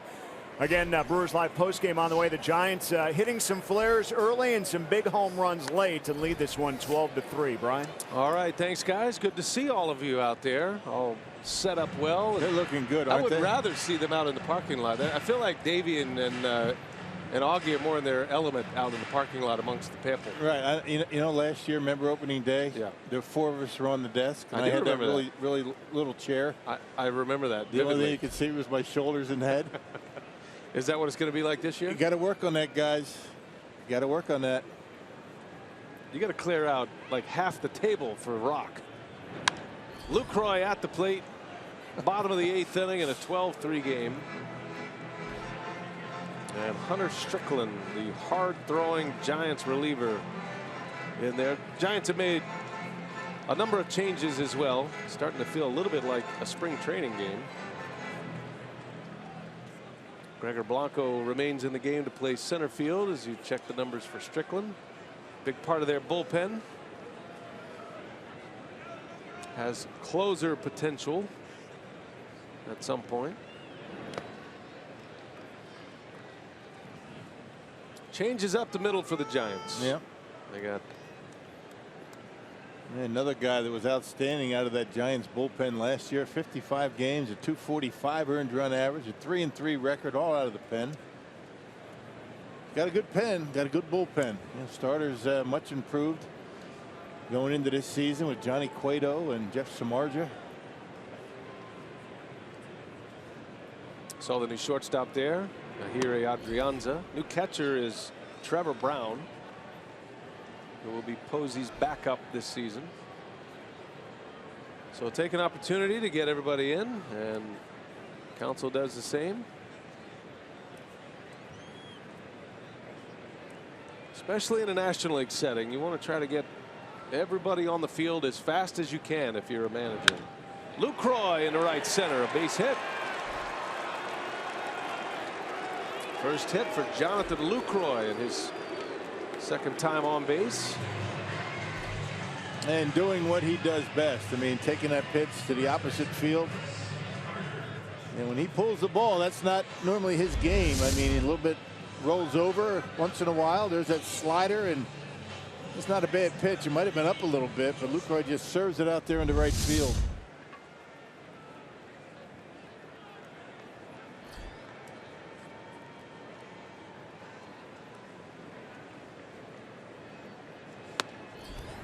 Chris Carter takes a strike.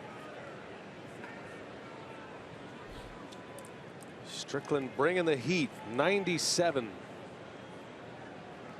Velocity continues to increase across Major League Baseball, especially when you get into the relief pitchers. A little jam shot past Strickland, got a chance here. No, I beg your pardon, that is a dead ball, foul ball off the foot. I was wondering why Carter wasn't running. And Strickland really got in on his hands on that pitch. When you talk about upper 90s, boring in on the hand. Look where he makes contact, hits him right in the foot. Look at that bat, just blows up in his hand. Ouch. Yep. Now it makes sense.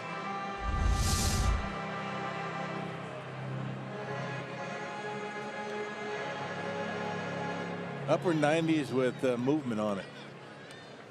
They call it busy cheese.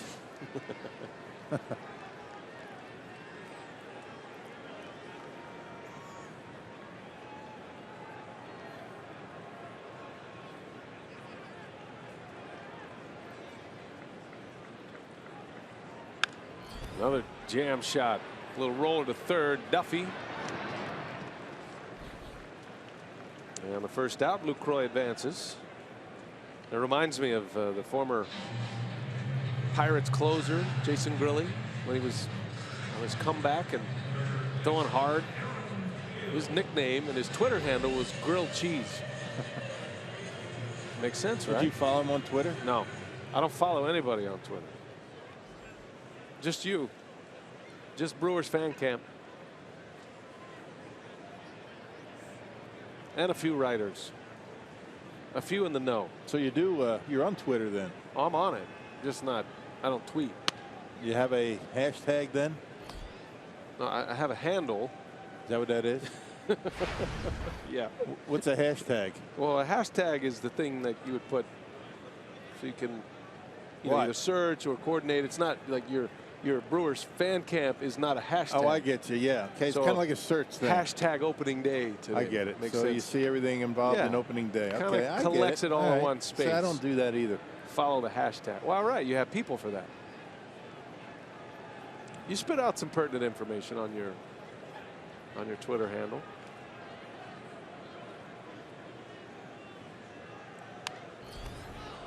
Anything today? Anything you tweeted today for opening day? Nah, too busy. Got here early. I kind of feel like, we're on the air basically for 4 hours a day. So we have our opportunity to speak to people. Right. So there's really no reason to. And I don't. Exactly. I mean, I think if we're tweeting up here, we're taken away from what we're supposed to be doing. Yeah. Plus, we're too scared to get yelled at by fans. There's a lot of bullying out there on Twitter. There is. Broadcasters by nature have glass jaws. We don't like that. We're paranoid as a bunch.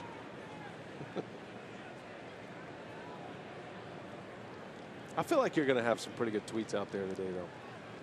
Sophia, she's out there tweeting. She's got a lot of good stuff. Always interesting. You should not tweet in the camera well. It's dangerous down there. It's like tweeting when you're driving. You can't do that. Or texting. And a public service announcement to boot. You should tweet that. 2-2 to Hill. Count stays. Well, Aaron Hill has been impressive today. The scoreboard notwithstanding, Hill has flashed some leather defensively. He's taken away a number of hits down there at third base. Yeah, good soft hands, very accurate arm. Not really all that accustomed to third base, but he's not showing it. Looks comfortable over there at third, and he's got a base hit to boot.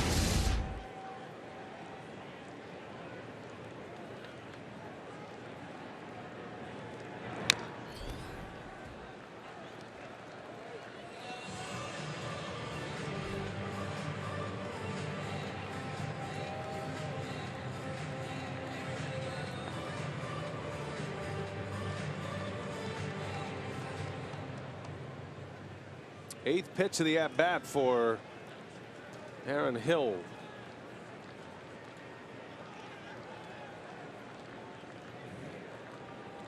Lucroy at second. Giants just scored 5 in the top of this inning. And down he goes. A strikeout. Out number 2 for Strickland. Hey, break out the grills and head to Miller Park for the first weekend series of the year as the Brewers welcome Carlos Gomez and the Houston Astros to town for an interleague showdown this Friday through Sunday. Reserve your spot today at Brewers.com.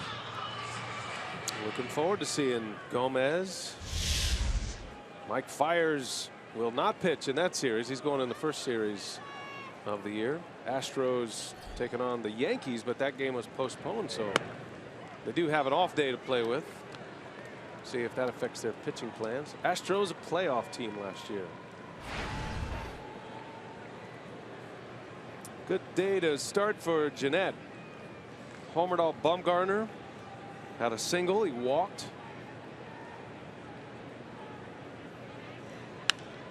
Just has a nice approach right now. Just looks like he's up there with a lot of confidence.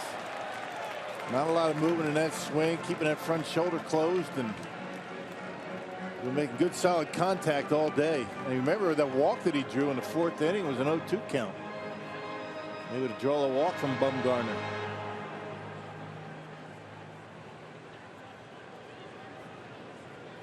Well, that means he's got him right where he wants him right here. 0-2. Lucroy still standing at second after a leadoff single. Look out. To the screen it goes. Now, if you're just picking us up and you want to see a first for Scooter Janette, first time he's ever homered off a left-handed pitcher in the big leagues, and he did it against one of the game's best. That tied the game in the 2nd inning. Things were off to a roaring start today. But the Giants just kept adding to their lead, scoring in 4 consecutive innings, and then a 5 spot, all with 2 outs in the 8th. Denard Span with 5 runs batted in today. Duffy has 4.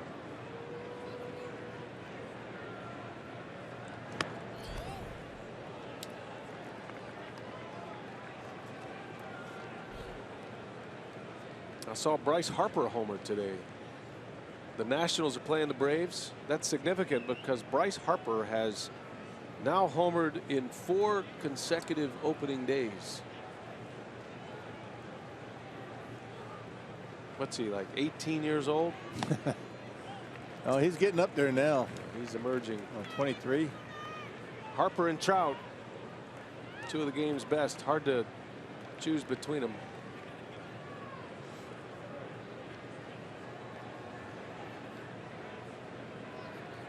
I wonder if he bat flipped on that home run. Possible. I didn't see any video of It's it. accepted these days, isn't it? I mean, that's not a big deal anymore. Janette strikes out, and the inning is over. We go to the 9th. 12-3 San Francisco.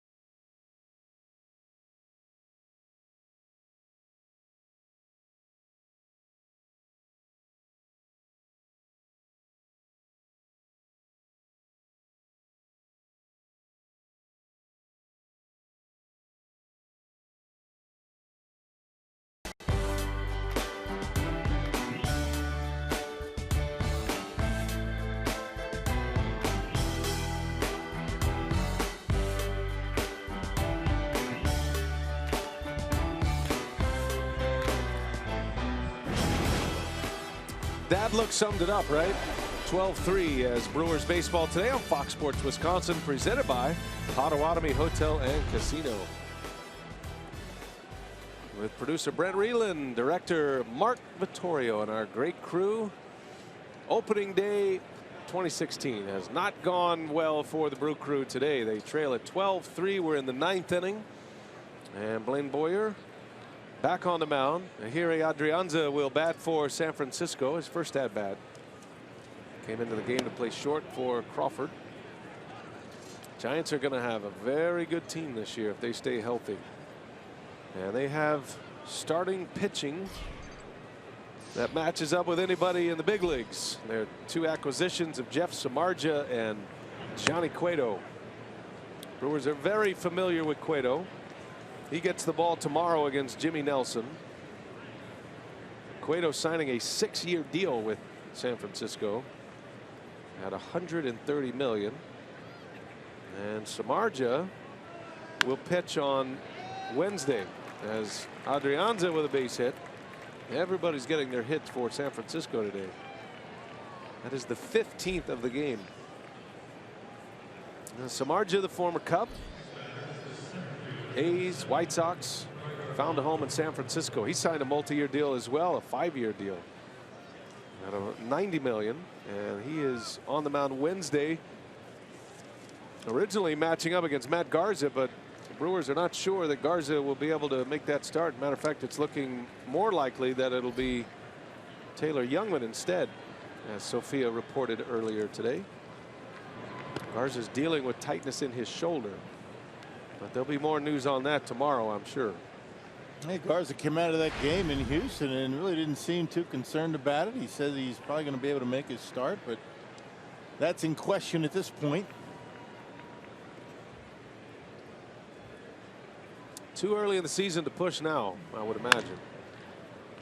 Carter will spin. He fires to second for the out there, and just late. So they get the lead out. Blanco reaches on a fielder's choice. Well, we got a night game tomorrow, Rock. Back into our primetime spot on Fox Sports Wisconsin, and then we'll do day baseball Wednesday. Council wants to take a look at this play at first. Not even close. I got him as safe. Clearly safe. What do you got tonight, big game?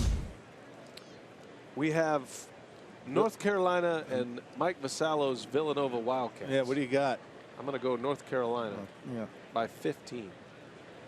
Really? That's my call. 15? Not that I want to see that. I 15? think North Carolina's, they're on a different level right now, although I'm very impressed with Villanova. Aside from the Mike Vasallo factor. That's why you're saying that, aren't you? You know he's listening. The Brewers media relations director. I'm not sure what his ties are to Villanova, but this year, for the first time ever, he's a Villanova fan. You know, at this point, I'm not sure what his ties are to the Brewers.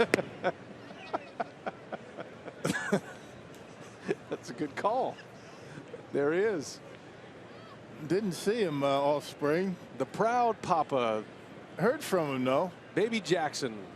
Congratulations to the Vasallos, Mike and Gina. We're happy for her specifically. Yeah, right. Little concerned for the kid with a father. He's got 2 kids at home. Like that. No, he's a proud papa, and he wasn't around much this spring. He was being dad. He's changing diapers. He said he was practicing being a father, that he had a pet turtle for a while. You try changing diapers on a pet turtle, man. Especially if it's one of those snapping turtles. Nah, good for Mike. Good to see him. Hadn't seen him in a while, and everybody's doing well at home, and we like to give him a hard time. I got to admit, spring training was awful smooth, though. Flawless from the media relations department. Yeah. Ken Spindler and Zach Weber doing a great job. Operating at full efficiency. With smiles on their faces. It's good to see everybody back here at Miller Park. That's one of the joys of coming back. We saw our buddy Lou Montgomery. Yeah. Lou's back. Right. Chief security upstairs.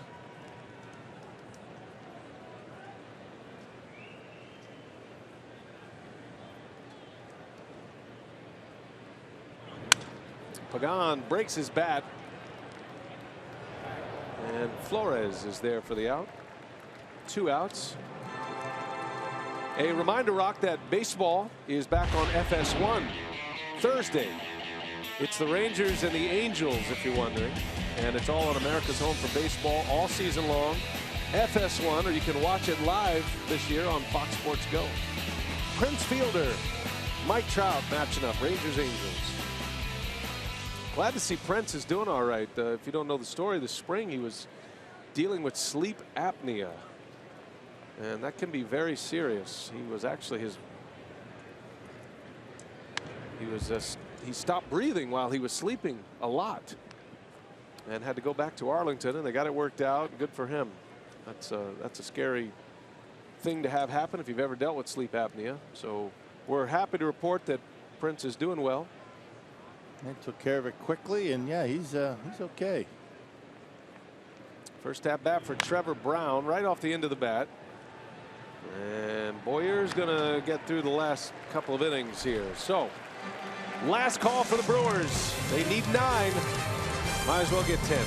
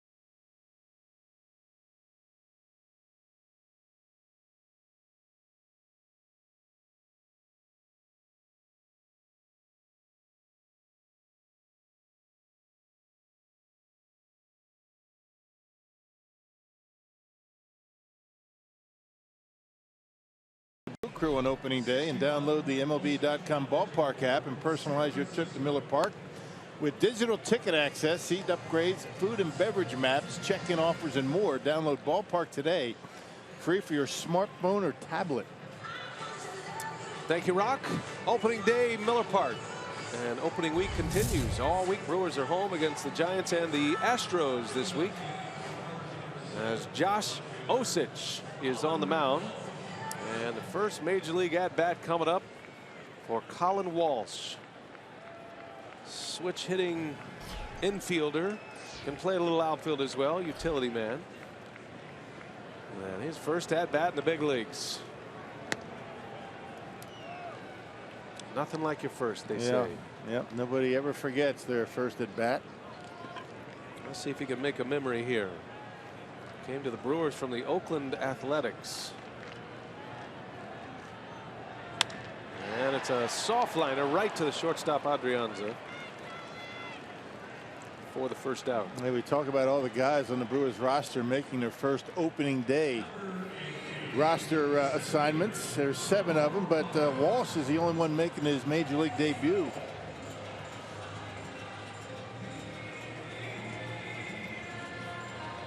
Well, he got into a game right away. That's good. Get those nerves settled and get back to the business of baseball. Here's Flores now. Ramon's second plate appearance. It was a matchup between Madison Bumgarner and Willie Peralta. Neither one of them pitched all that well. Bumgarner, we were told, dealing with flu-like symptoms prior to the game, but he hung in there for 5 innings and 3 runs. In line for the win. Back-to-back years of 18 wins for Bumgarner. And for Peralta, Rock, 4 innings. Had a nice first inning, nice and tidy, but then labored through his next 3, and really the pitch count got him. He had to work hard for his 4 innings today, giving up 5 runs, 4 earned. Seemed like every time he walked the batter that started a big inning and they came around to score. Yeah, Brewers walked 5 today. 4 of those walks came around to score, and that doesn't include the error that started the big inning for San Francisco. That was the 2nd inning. Craig Counsell's first game as a manager on opening day. Big production from Denard Span, who had 5 runs batted in at his Giants debut, including a home run, part of that 5-run 8th inning. Giants had 3 consecutive home runs in the 8th. Span, Panic, and Posey. Matt Duffy with 4 runs batted in on 2 hits. The left-handed hitters for the Giants delivering in a big way in this matchup today. 7 runs batted in from the lefties in the lineup.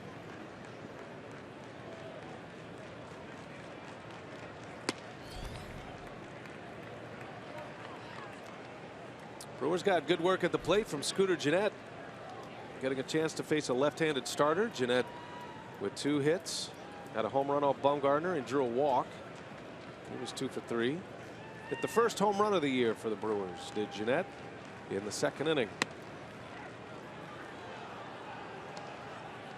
Brewers got a homer from Jonathan VR as well. That came in the 3rd. That led off the 3rd. Santana with a couple of hits.